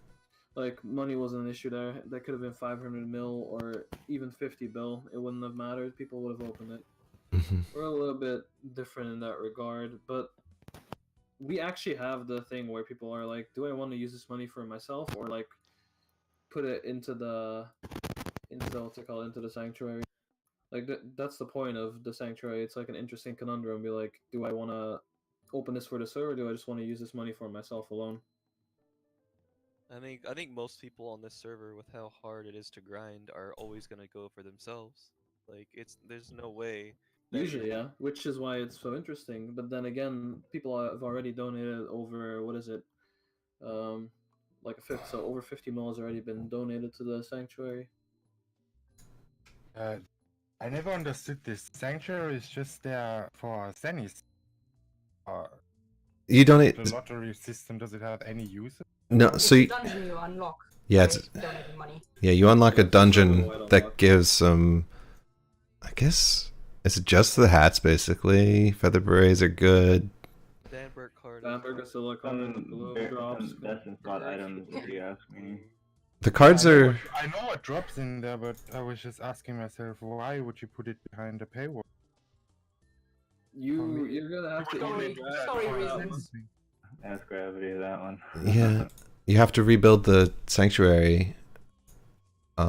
Also, they're a little bit corrupt, those priestesses, in case you're not aware. It's our lore.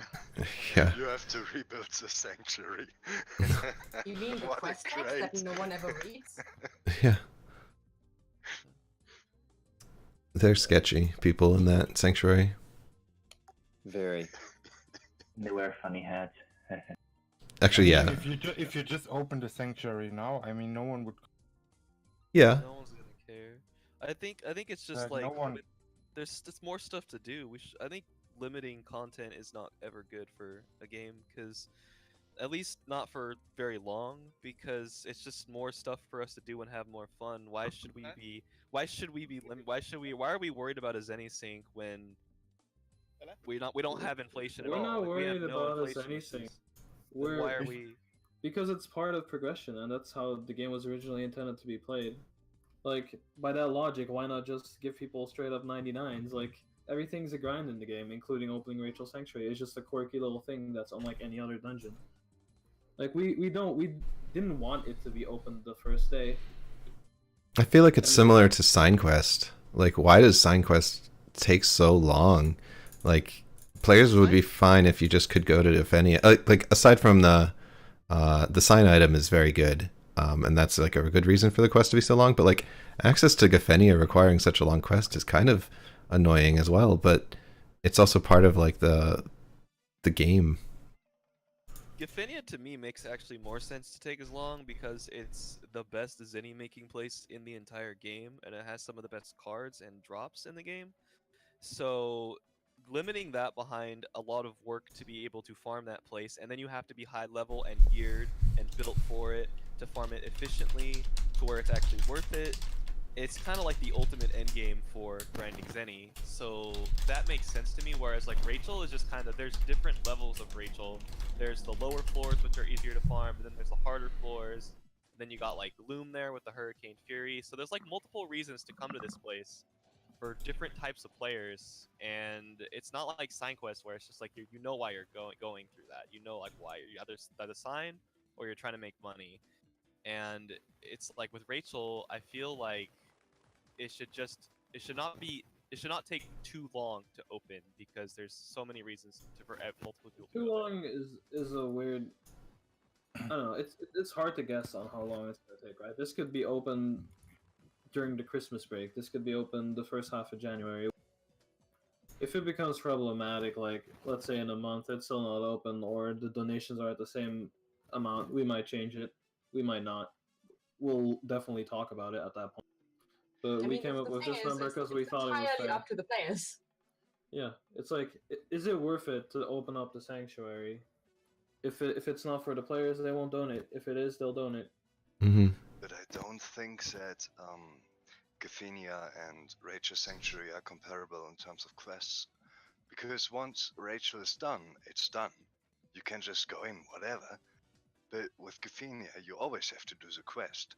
So, I don't really see the comparative part. Well, at least with Well, Gavinia, comparative- you only need one person to open the Gavinia portal for you in your like guild or party. Well, you only need one person to donate 250 million. You Yeah. can go with your entire guild and party. That's what I mean is similar. I mean, I know several people who have like 150 mil by I themselves. don't have a problem with the thematic of, you know, you have to rebuild the sanctuary, pay money, all that stuff. Like that's fine. It's not open in one day. It's fine. But it's been a couple weeks now, and I think if it's not open within a month, that's just too slow. I'm pretty sure it has. has it Within been a month 2 after weeks? that. I think it's fine if it doesn't open for more than a month as well. Hasn't Rachel been open for literally a weekend? I mean, how often are we doing updates? Like every 2-3 months? Every Like, 2 months. Are you saying by the time the next patch comes, Rachel still might not be open? Like that. Well, that's hard to predict. If that we just could see seems the bad. future, we could make more accurate decisions about this. But like I said before, if in like a month it's still not open, we'll definitely talk about it and maybe make changes. But our intent was for this to be like maybe a month for it to open, because it has to have some cost to it, and we wanted to retain that. And in the end, 250 mil was the number we decided upon. Yeah. Which we felt was pretty good, because we didn't want to do it like 50 mil and it opens in like. Shoot.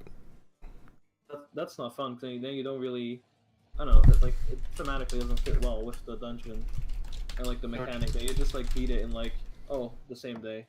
Like it should be an overtime thing. Just as a side note, I would also make the suggestion that dungeons are on all the low-rate pre-servers I played on. The one that really succeeded in PVM are the ones that made dungeons available for alt characters or for characters that don't want to do the quest all the time, so you can just warp them in for a Zenny fee or something, and so you have more diverse parties, different. So, for me personally, with Rachel Sanctuary, I don't know why you would put the lottery there if it's not for Zenith. For me, I think there are a lot of successful servers without dungeon warpers. Yeah. Well, I mean, But I think it's for so that easy that- particular example, Rachel is a bad one because, you know, you only Yeah, have not to unlock it one specifically. server wide. Yeah, I'm not specifically talking about Rachel. In general, I think the parties are much more diverse if Warper put you at least at the front dungeon. Well, Then again, how many we're making dungeons unlock some any quest? changes He's towards talking. that. Guys, he's talking about stuff like having to redo Abbey quest on every single one of your alts on a low rate server, having to do like Iothia quest on every single character. Well, you have to do bio quests on every character. That's just part of the game and how it works. I mean, as we Yeah, are but low it's rate, low population, dude. What does the population have to do with how many characters you're making? That's solely like the rate. So basically what is suggested right now is making quests account bound and then access those quests via a Zenny fee, or what? Yeah, exactly. Okay. That seems doable. We'd have to convert one quest at a time, but changing them to account instead of character seems like it would reward people who have characters on the same account, a little bit. Yeah. Yeah, well, it I mean, doesn't seem considering that quite- most people have like one character per account, it's not gonna help Yeah, us. that's not really. Yeah, Things honestly, don't help a like, lot. I'm just talking about, for example, if people want to bring their songs, Hmm. and oh, I don't have the quest on this account. Fuck, I can't bring my songs. I can think a do really good party. example. I think a really good example of this is Kill, where you have to do the quest enter. But in my opinion, if you don't have the quest on your character or your songs that you want to bring, then you're just out of luck, and you'll have to do the quest. You'll be like, oh damn, I can't enter this time. Maybe I'll do the quest in my free time when I have nothing else to do. So next time there's a party there, I can actually join. There's only for like a handful of dungeons that have actual quests, because you can enter Gethenia without doing the quest if you have one guild member who's done it. Is there any way to potentially make all quests like Gethenia? Maybe if you once Iothia 2, let's say, is opened, anyone can enter it for like 15 seconds or 20 seconds or whatever. You could do the same thing you do with Gethenia. Like Abyss Lake too, is that kind of way.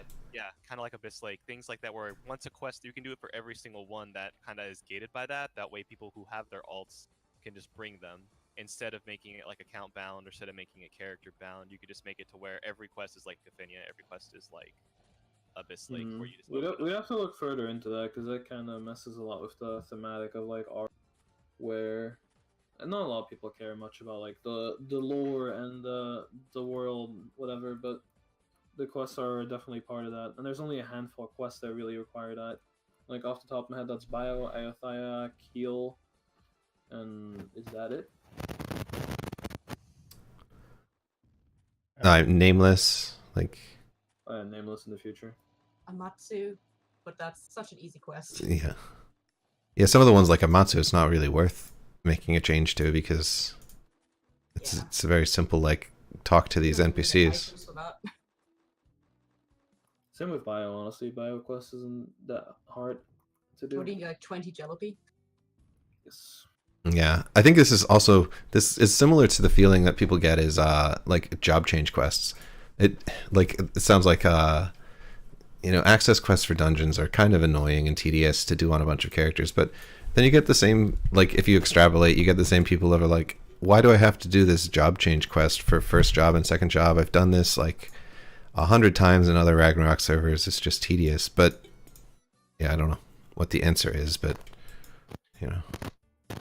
it's whose mic is there. It's definitely Charlie's mic. It's like, yeah, it's low rate stuff is like, my default response is like, it's low rate. You go through the quest so that you experience like, oh, this is what the NPCs want you to work at to become like an archer kind of thing.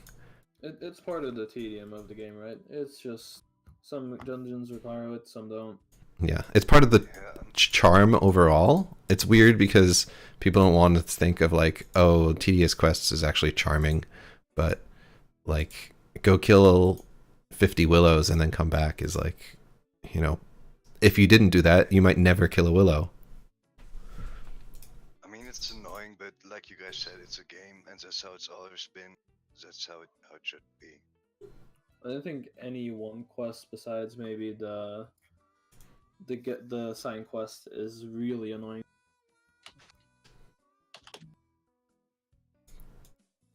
I mean, yeah, Keel is annoying because you can't really You get rewarded. solo that.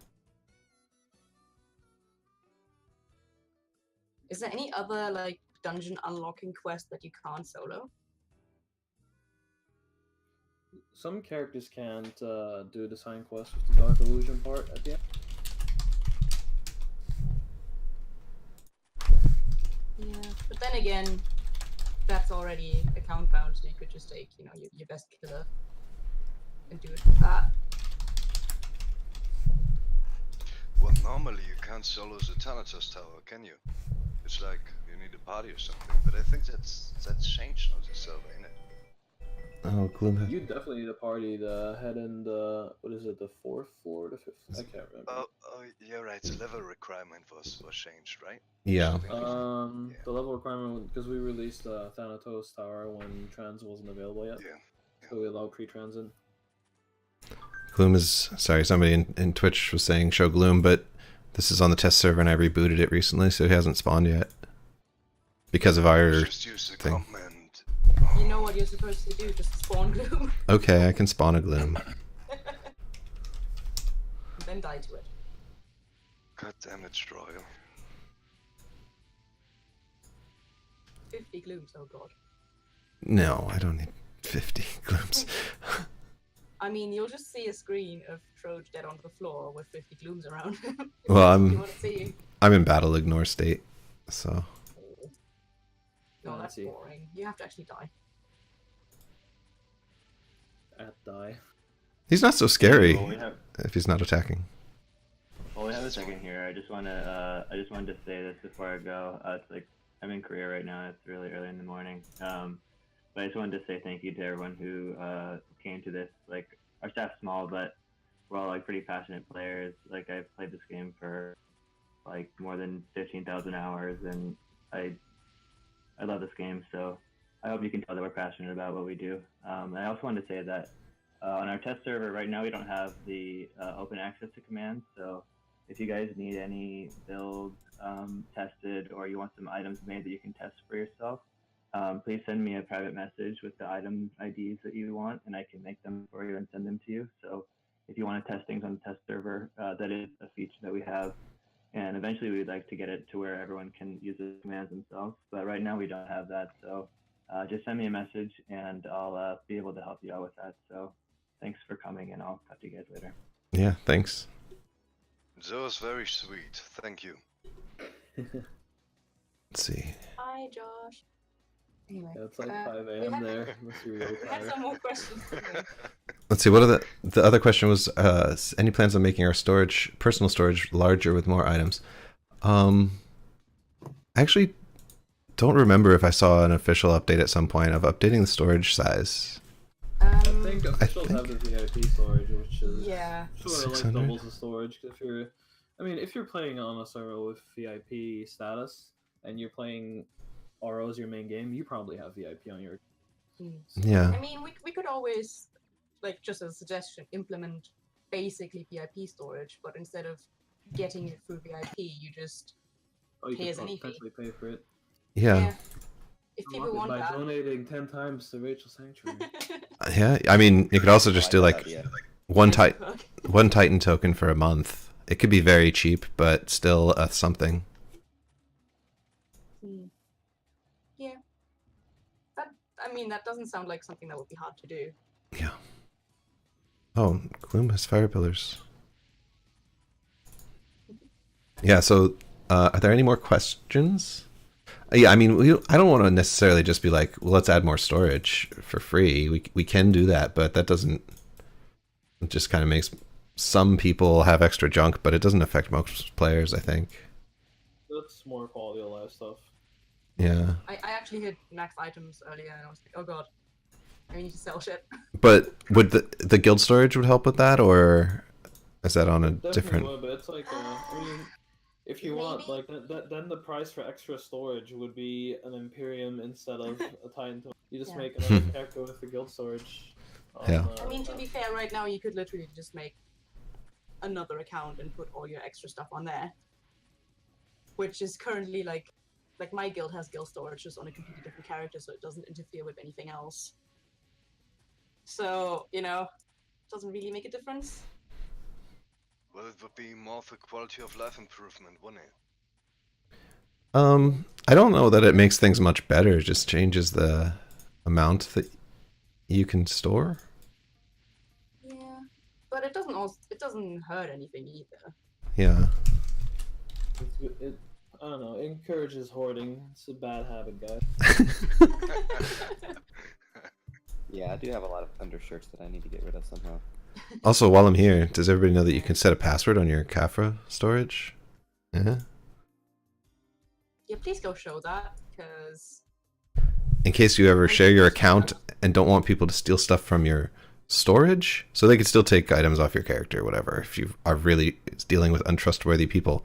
But if you don't want people rummaging through your storage, you can set a password on your storage. Shit, Charlie. I don't think I ever clicked in my life on that check other information. Yeah. Check other information. People don't. I mean, it's really not obvious. mean, that wasn't like that on the official server, was it? It probably is now. Let's see, is multi-clienting a WoW going to change at all? Somebody asked.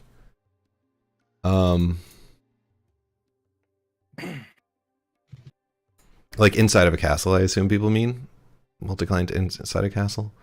That's going to be mostly up to the Roundtable discussion. So we have a Roundtable Discord channel where basically all the guild leaders plus one person, like co-leader or something, are invited to the chat.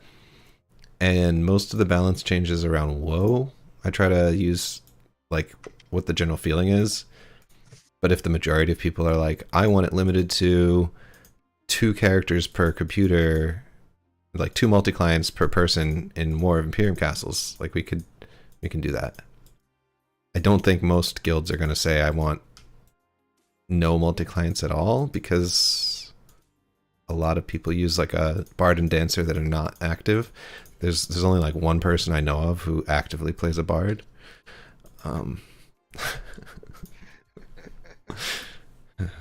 Yeah. But yeah, so that's mostly going to be up to Roundtable discussion to kind of like lead. So there's our buddies, Kupo, SideQuest, and Anomaly was in there, but isn't there? Yeah, and Evil Council's in there too. And so, Not forget EC. yeah, and Anomaly is missing for the last 2 weeks, but we can consult them too.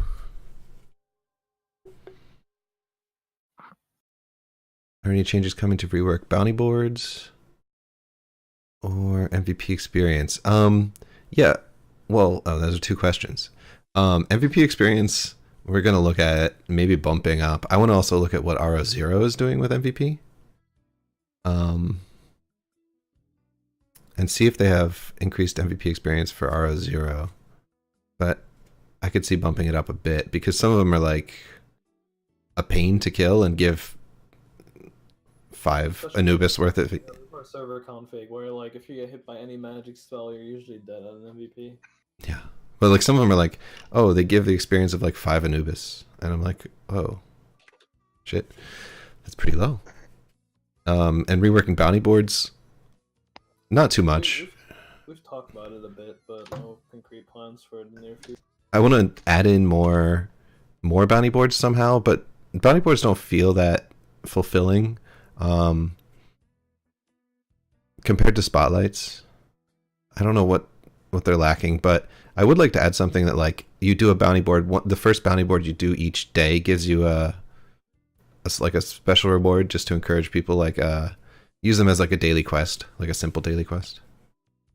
Or maybe like an alternative currency where you get like a certain amount of something, and then you can turn that into a Titan token or something like that.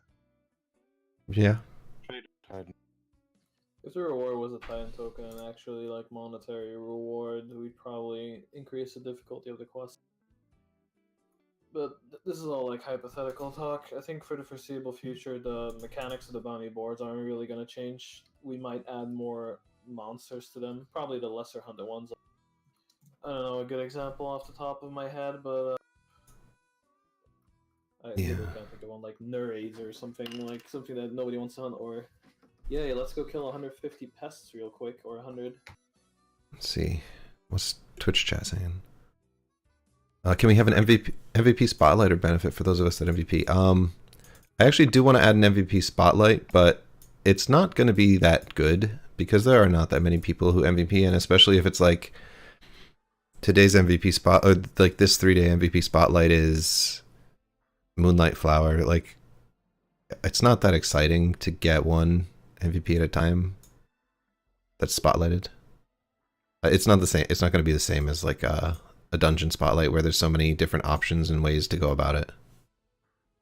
I just want to repeat for everyone that might not know that map and dungeon spotlights do affect MVP drop. Yep. Yeah. So map. Spawn, Yeah. because they're, obviously a one spawn per map, but they do affect the drops and EXP. Can we have some sort of rotation with the old costumes? Yes, actually, we are gonna add a like a costume purple box or costume blue box that gives you a random something. We haven't decided whether it's going to be give you a random box or it's just going to give you a random costume from one of the previous boxes. But yeah, we are going to add that in. We wanted to make sure that we had enough boxes that were obsolete before we added that in. We didn't want to add it with like 3 expired costume boxes that you could get from. So there's more. We have 5 you can't get anymore? Yeah. So I would say soon we can add that and give the option to like grab from any of the past costume boxes. Yeah, so the map will increase MVP drops by double and dungeons increase MVP drops by 50%, like Steph just said.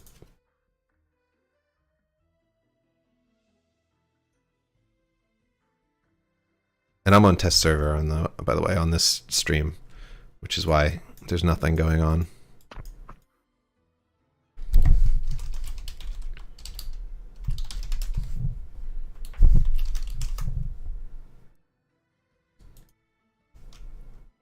To share with the question about multiple instances of bounty boards, that's kind of the limiting factor of bounty boards, that bounty boards are only really worth it if you get more EXP by going back to the board, turning it in, and going back. If that's not the case, then it's pretty much just a multiplier on the EXP for the mob you're killing, and that's not really intended.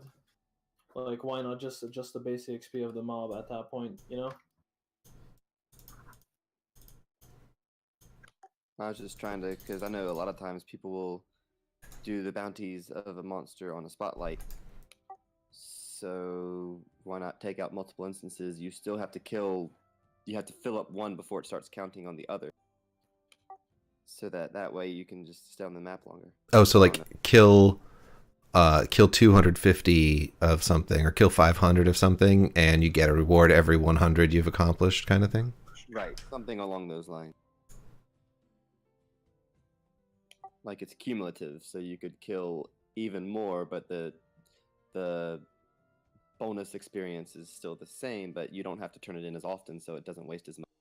Yeah, but that kind of defeats the point of the bounty board, so then literally every monster for bounty board just has a multiplier on their EXP, because you can just infinitely stay there and get the increased EXP per bounty board, because I think right now you get the 50% of the EXP per mob killed as a bonus from the bounty board. Yeah, I get what you're saying. It's either 50 or 75%. So either it's going to be a 50% buff to the EXP of like EDs in this example, because it doesn't matter if you kill 100, like 800, or like 10,000, you'll have the bonus EXP for all of them in this case. So it's just a flat multiplier on them. Bounty boards are more in the game for like harder to hunt, or they're quite balanced around, though. You have to go back to town to turn them in and go back, and something like Juperos could be insanely powerful with that, because they have like 4 bounty boards there in Juperos level 1, which is already really strong, by the way. Probably one of the better leveling spots on the server right now. What about my initial idea of making them where they give more upfront XP, they're stronger, but then they have cooldowns? Because the problem is that if they don't have cooldowns, players with no life will just, or just not no life, but like using will abuse them way too hard, and it's like you guys said, it artificially inflates what the mobs are worth and kind of defeats the purpose of them. Whereas if you make them stronger and they have a cooldown built in, then it helps those players with less time. It could even be like 24 hours, 12 hours, whatever you want it to be, whatever you think is balanced. As long as it's cooldown, it favors players who can only log in for a little bit at a time. I feel like that sort of punishes players in the... Like, I've played enough games where you have to do like a daily activity, and this sort of feels like it, where it feels really punishing if you don't do it. I personally don't like the idea too much, but I've talked extensively to you about bounty boards, and we've had like some other changes that we like discussed that we might look into in the future. The bounty boards don't outpace a static party or a good moving party at a high level place, I don't think you can ever say that you'll feel like you missed out. Just make them not feel like shit, basically, for a player with less time. Like a player who can only log in, and let's say, I'm just saying, can only do like 1 turn in, let's say, and he only gets like 1%, that's gonna feel like shit. Whereas if he can get like a good chunk, that feels really good. And then that's fine. But if it's still not so strong that you're like, oh, I could have just, why would I do this over trying to set up my party? My party's better. Then it's fine. It's okay that they're strong. Like they should be relevant because you need something that favors the players with less time. You need something for them. Yeah, that's kind of like why I like the idea that I was saying of like a daily quest or daily reward for bounty boards, like the first one that you turn in each day. Then we don't have to do too much with like a cooldown on per board or per specific thing like that.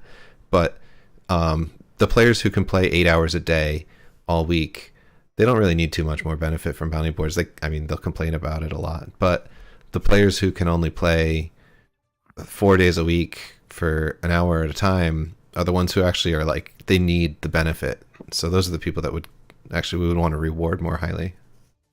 Yeah, I like the idea of 24 hours. So like a daily one is good. Yeah. I think it's a good idea. Wait, so the idea is to give a bonus to the farming thing. How's it called again? Hunting board thing. And then the first thing you do is gonna give you more XP than the ones you do afterwards. Yeah. Or what? Yeah, something like that. I like They'll that. they'll probably what will probably happen there is people will farm up one mob. They'll turn that in for the bonus, farm up the mob again, do not turn that in, and wait for the next day to turn on the most efficient mob. Yeah, it's not too bad because then it would just be every other day. Like, And if they do that, what's wrong with that though? I mean, like that's literally what casual players will do. Yeah. It doesn't matter what they do, Gil. Like as long as they get something. yeah, if you encourage people to log in, so if they farm 100 mobs on Monday, get a bonus experience, then they farm another 100 mobs on Monday that they want to turn in on Tuesday, at least you get the player who is really excited to come back on Tuesday. Like, and that's a good thing. I think that might be a good thing for like the players that are playing every day. There's players that play like a few times a week, so Mhm. it feels punishing. Like in my opinion, bounty board should be more geared towards soloing players and less towards parties. Yeah. And then you also get, they still have to come and kill 100 monsters every day if they do that, because you only get the double, like, you only get the double for the days that if you just log in and turn it in and log out. I like what Dala or Dala just said. Make it doable 7 times in a week, Sam. Like you get the extra piece 7 times and then it's done for the week.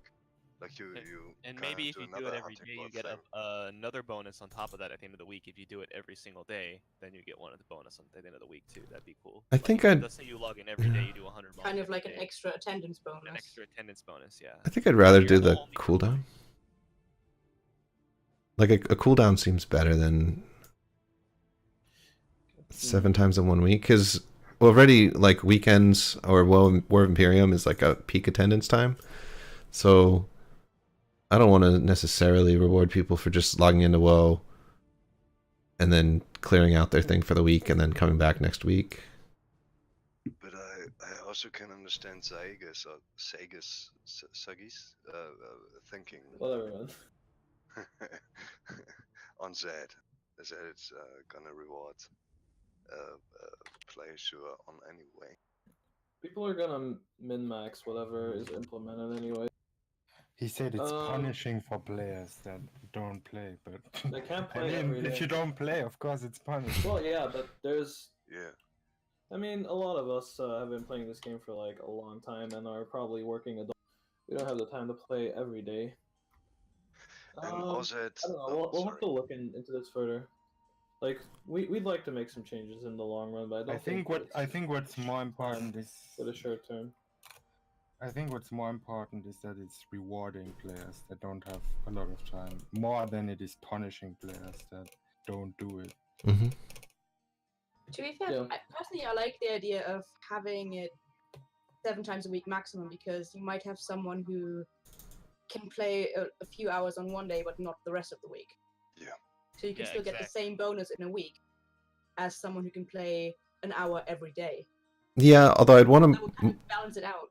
I would want it to mostly encourage people to play every every day or daily kind of thing, rather than grind it all out. And I would rather people Yeah, but pace they can themselves, choose. but well, they can choose, but most people would probably just find a good like tempo of a party and do them all at once.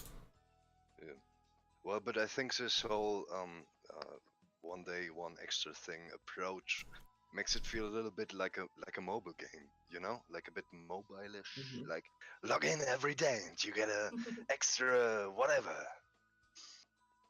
Cheapens the whole thing, I feel. I mean, we already Yeah, have but attendance rewards. there's a reason why they do that though. It works. Yeah, of course, yeah. It works, so why wouldn't you do it? Yeah, exactly. And you gotta understand, like, there are a lot of things that I think benefit, like us as players who like play and we love the server. Obviously, we love the more hardcore and grind, and we'd want to just make it super idealistic. Like, ideally, it would just leave it like old Ragnarok, right? Like vanilla Ragnarok. But I think you have to adjust because the player base is older now. We have less time, and especially the players who are not currently playing. You know what I mean? Like you want to encourage more people to come in, right? And that's why you have to try and make it more easier for those people. So it's okay if it, like, quote unquote, like, it sullies the whole process a little bit if it brings in more people, because people I are older think- now. They can't do what they did when they were 13 years old. I think the current implementation of bounty boards works pretty well for like newer and more casual players, anyways. Because like we lowered the turning count from 150 to 100. We also lowered the XP slightly, but still, for newer players, you kill 100 wolves, you turn it in, you get a free extra life. You move on to the next mob you kill, be that like I don't know, does Mantis have a bounty board? But like you can. You're talking about wolves. No one gives a fuck about wolves. Like, we're talking about high level leveling. The hardest part of Ragnarok has Wait, always I thought been you were talking 95 about plus. casual players. Like Casual players are gonna want to reach endgame, dude. They are gonna want to eventually have some form of progress. I We're think talking you're about talking casual players about as in, different casual players like than I am. Yeah. Okay, So we're gonna end this stream soon too, because we're like 20 minutes over. Just so you know. I mean, we can still hang out and chat in Discord, but I was gonna stop the video at some point soon. Should we just like answer any other questions that came Yeah, up? OP actually asks, what about Bloody Branch as a potential reward for BG badges? That could be interesting. Sounds like a good plan to me. Actually, sounds I don't- pretty interesting to look at. I don't know if Bloody Branches are balanced. Are they? Well, you spawn a random MVP. I don't know how random. Is like every MVP available? Like, Yeah. I know there's a table in our So- save files, but can you spawn like a bio MVP for example? Yeah, so like we could limit the MVPs that spawn, but it would mean that.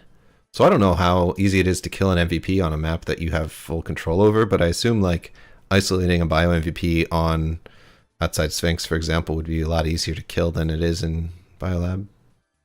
It might be a little too strong for kind of what we're looking I'm for. not too keen about handing out PVM content for PvP stuff. Yeah. Oh, I guess that's also I a mean, decent point. It's a very divided opinion. Some people like the BG and like WoW because Let's just say it's good to have different options. And people want incentives for PVM rewards or like outside of PvP. Well, right now we just have the Titan token. I think that PvP players, most of the times, are the ones that are hardcore anyway, or playing a lot of TitanRO. So I don't see the point in giving them more advantages over the other solo PVM players who are not doing all that stuff, aren't that hardcore or whatever, and give them free stuff on top for the other field of expertise that they are not even trying to excel in. I think that it's not less about that. It's more about getting people interested in PvP, because I can honestly say, as a player who never had any intention of playing PvP, that just getting someone interested in it or even trying it out can actually get them into a whole new area of Ragnarok that is actually like the best part of Ragnarok for a lot of people. That just giving them an incentive to try it is actually really good. Like, just try it out, and if they don't like it, then yeah, obviously they're not going to stick. I sort of like the Bloody Branch idea, but I think the exclusive cosmetic idea was a lot better. And if we implement a new reward, it'll more than likely be that, I think. You can Cosmetics, make, yeah. like, the BG badges, like, you can use them to where, like, they scale up and there's different costumes with tiers. Maybe like a super good costume is available in BGs. like Oh, early scarf or something that is Dude, like I 1,000 was badges just in front of thinking. me. I was thinking we make the BG egg. You know. BG egg. Oh yeah, you could with like maybe the what's it called? The Maybe make big the egg. maybe make the legacy egg the BG egg. Oh, that would be rough. All the old costumes. That would be Yeah, it would interesting. be pretty rough. Although I would also like some BG exclusive I mean, it's something. If we would Everyone do wants that that one, I wouldn't costume make that the only way to get that. Yeah, no, it wouldn't be Yeah, the that only would be way, very but sad. you could put it in there though. I'm saying you could put it in there. As That a would thing. definitely Yeah, entice well- some people. I like the idea of the cosmetics. Fully branch might be something for the future. Yeah, there's a lot of advantage to having a clear map to do an MVP. So I don't know. We'll look at it for sure. Well, I don't like the idea, but I bow to the majority. Bro, did we have any other questions in there? I think that Yeah, we have a castle about Shigaru asked me, or it's not we talked about it earlier. Is there any way we can get WoW reduced to one castle for now while population is so low? Because Yeah. it's I mean, we're waiting for you guys. that would be up to Seriously. roundtable discussion.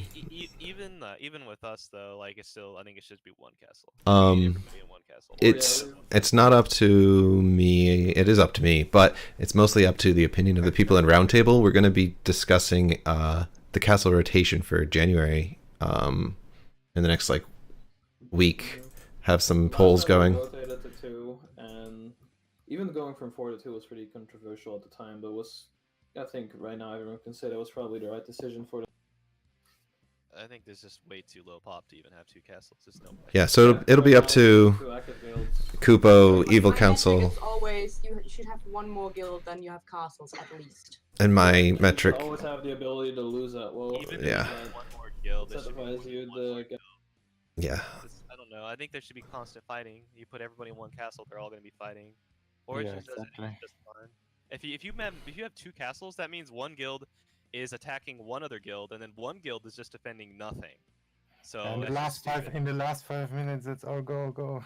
Yeah, let's all Yeah. go and attack the other guild. Yeah, it's just not good. It's just not healthy. I think if everyone's in one castle, there will be constant fighting. yeah. But you can have that discussion in the roundtable. I don't really participate that much in the number of castles and things. I just use random.org to choose which castles are open.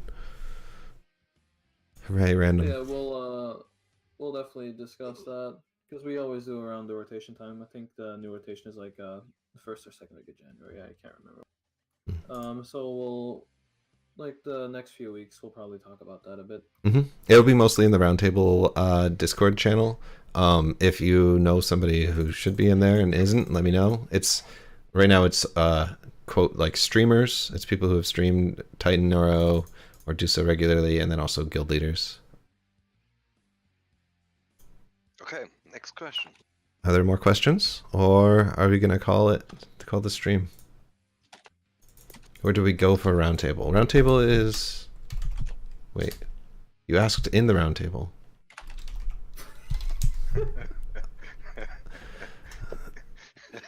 That's confusing. That Okay, Charlie. that was at the start of. I was very confused. Roundtableception. I clicked over to the permanent roundtable, and Charlie was asking where we go for the community roundtable. Oh. Cool. Well, thanks everybody for coming. Hopefully we answered some questions. I think we got some ideas. I actually have to rewatch this whole thing and figure out what I said we're gonna look at and write down. If anybody else wrote stuff down, that's cool. But yeah, and we're looking. Also, Yeah. probably say just for anyone who might be watching who's not already playing, you can find us at TitanRO.net. Mhm. We have a Discord server. Try streams on this Twitch channel sometimes, especially WoW, when there's something interesting going on. Yep. We'd love to have you. And there's a mobile client, which works fairly mediocre, but you can actually play with. Yeah, It exists. It's not the best so Yeah. far. You can farm. There's a mobile client, bitches. You can definitely like get your farm in. If you need a farm like 1,000 to 5,000 sohis, works great. Not too much. For one, like I have to. I had a new guildie joined, man. He couldn't even use a Yiggly. He didn't know how to use a Yiggly on mobile. And it was... We have oh my an God. exclusive mobile player in the guild. He's the best at it. Oh. He broke an imp like a couple woes ago. Nice. Dude, What a I've had hero. the opposite experience with freaking mobile. That same guy in your guild joined my party, and he was leading the party as a knight, taking one Venatu at a time, dude, because he couldn't see any other Venatus. So I had to I had to stop my party, be like, all right, dude, just auto follow on your knight, and I had to bring my own monk to lead the party, because our knight was not able to mob. He was on a fucking phone. Dude. That's funny. Because I didn't know. I was like, why is this guy attacking one mob? And then, yeah. It was He like, was oh, he's so on his pro, you phone. couldn't even tell he was on mobile. Yeah. No, I couldn't tell. I couldn't tell until I realized when he was acting weird. That was the only way I knew. Yeah. Well, thanks for all that, Trial and Steph and Sagas and the other one who's gone already. Yeah, Pope. He's It was very The other one. conclusive. he's in Korea, so It's It's only fine. 5:30 a.m. there. yeah. Oh god, in Korea. Troj, there's another question. When is the from new client Twitch. coming? Yes, I see it. In the next Soon TM. soon TM. In the next 1 to 3 weeks. It also depends on Gepard, because he has to apply Gepard Shield to it. And it'll come with a new installer as well. You'll be able to patch your existing client to the new client, but it'll come with a new downloader installer as well. Also, if you have any more suggestions or ideas or just in general, like, I don't know, complaints or whatever over server features, whatever, you can always leave them on our official forums, which are pretty much only used for suggestions and bug reports, because everyone uses Discord. But Yeah. we definitely look at Yeah. them every week. Yeah, but if you want to do like live chat or just chat with people about the server, or just chat with people who play on the server, Discord is really usually active. Pretty much. Cool. And also, if anyone watches the VOD of this and has any thoughts on all the stuff we've talked about, feel free to just hit us up with that too. Yeah, just add stuff on the Discord. Go for it. All right, I'm cool. not stopping you. I'll end the stream here.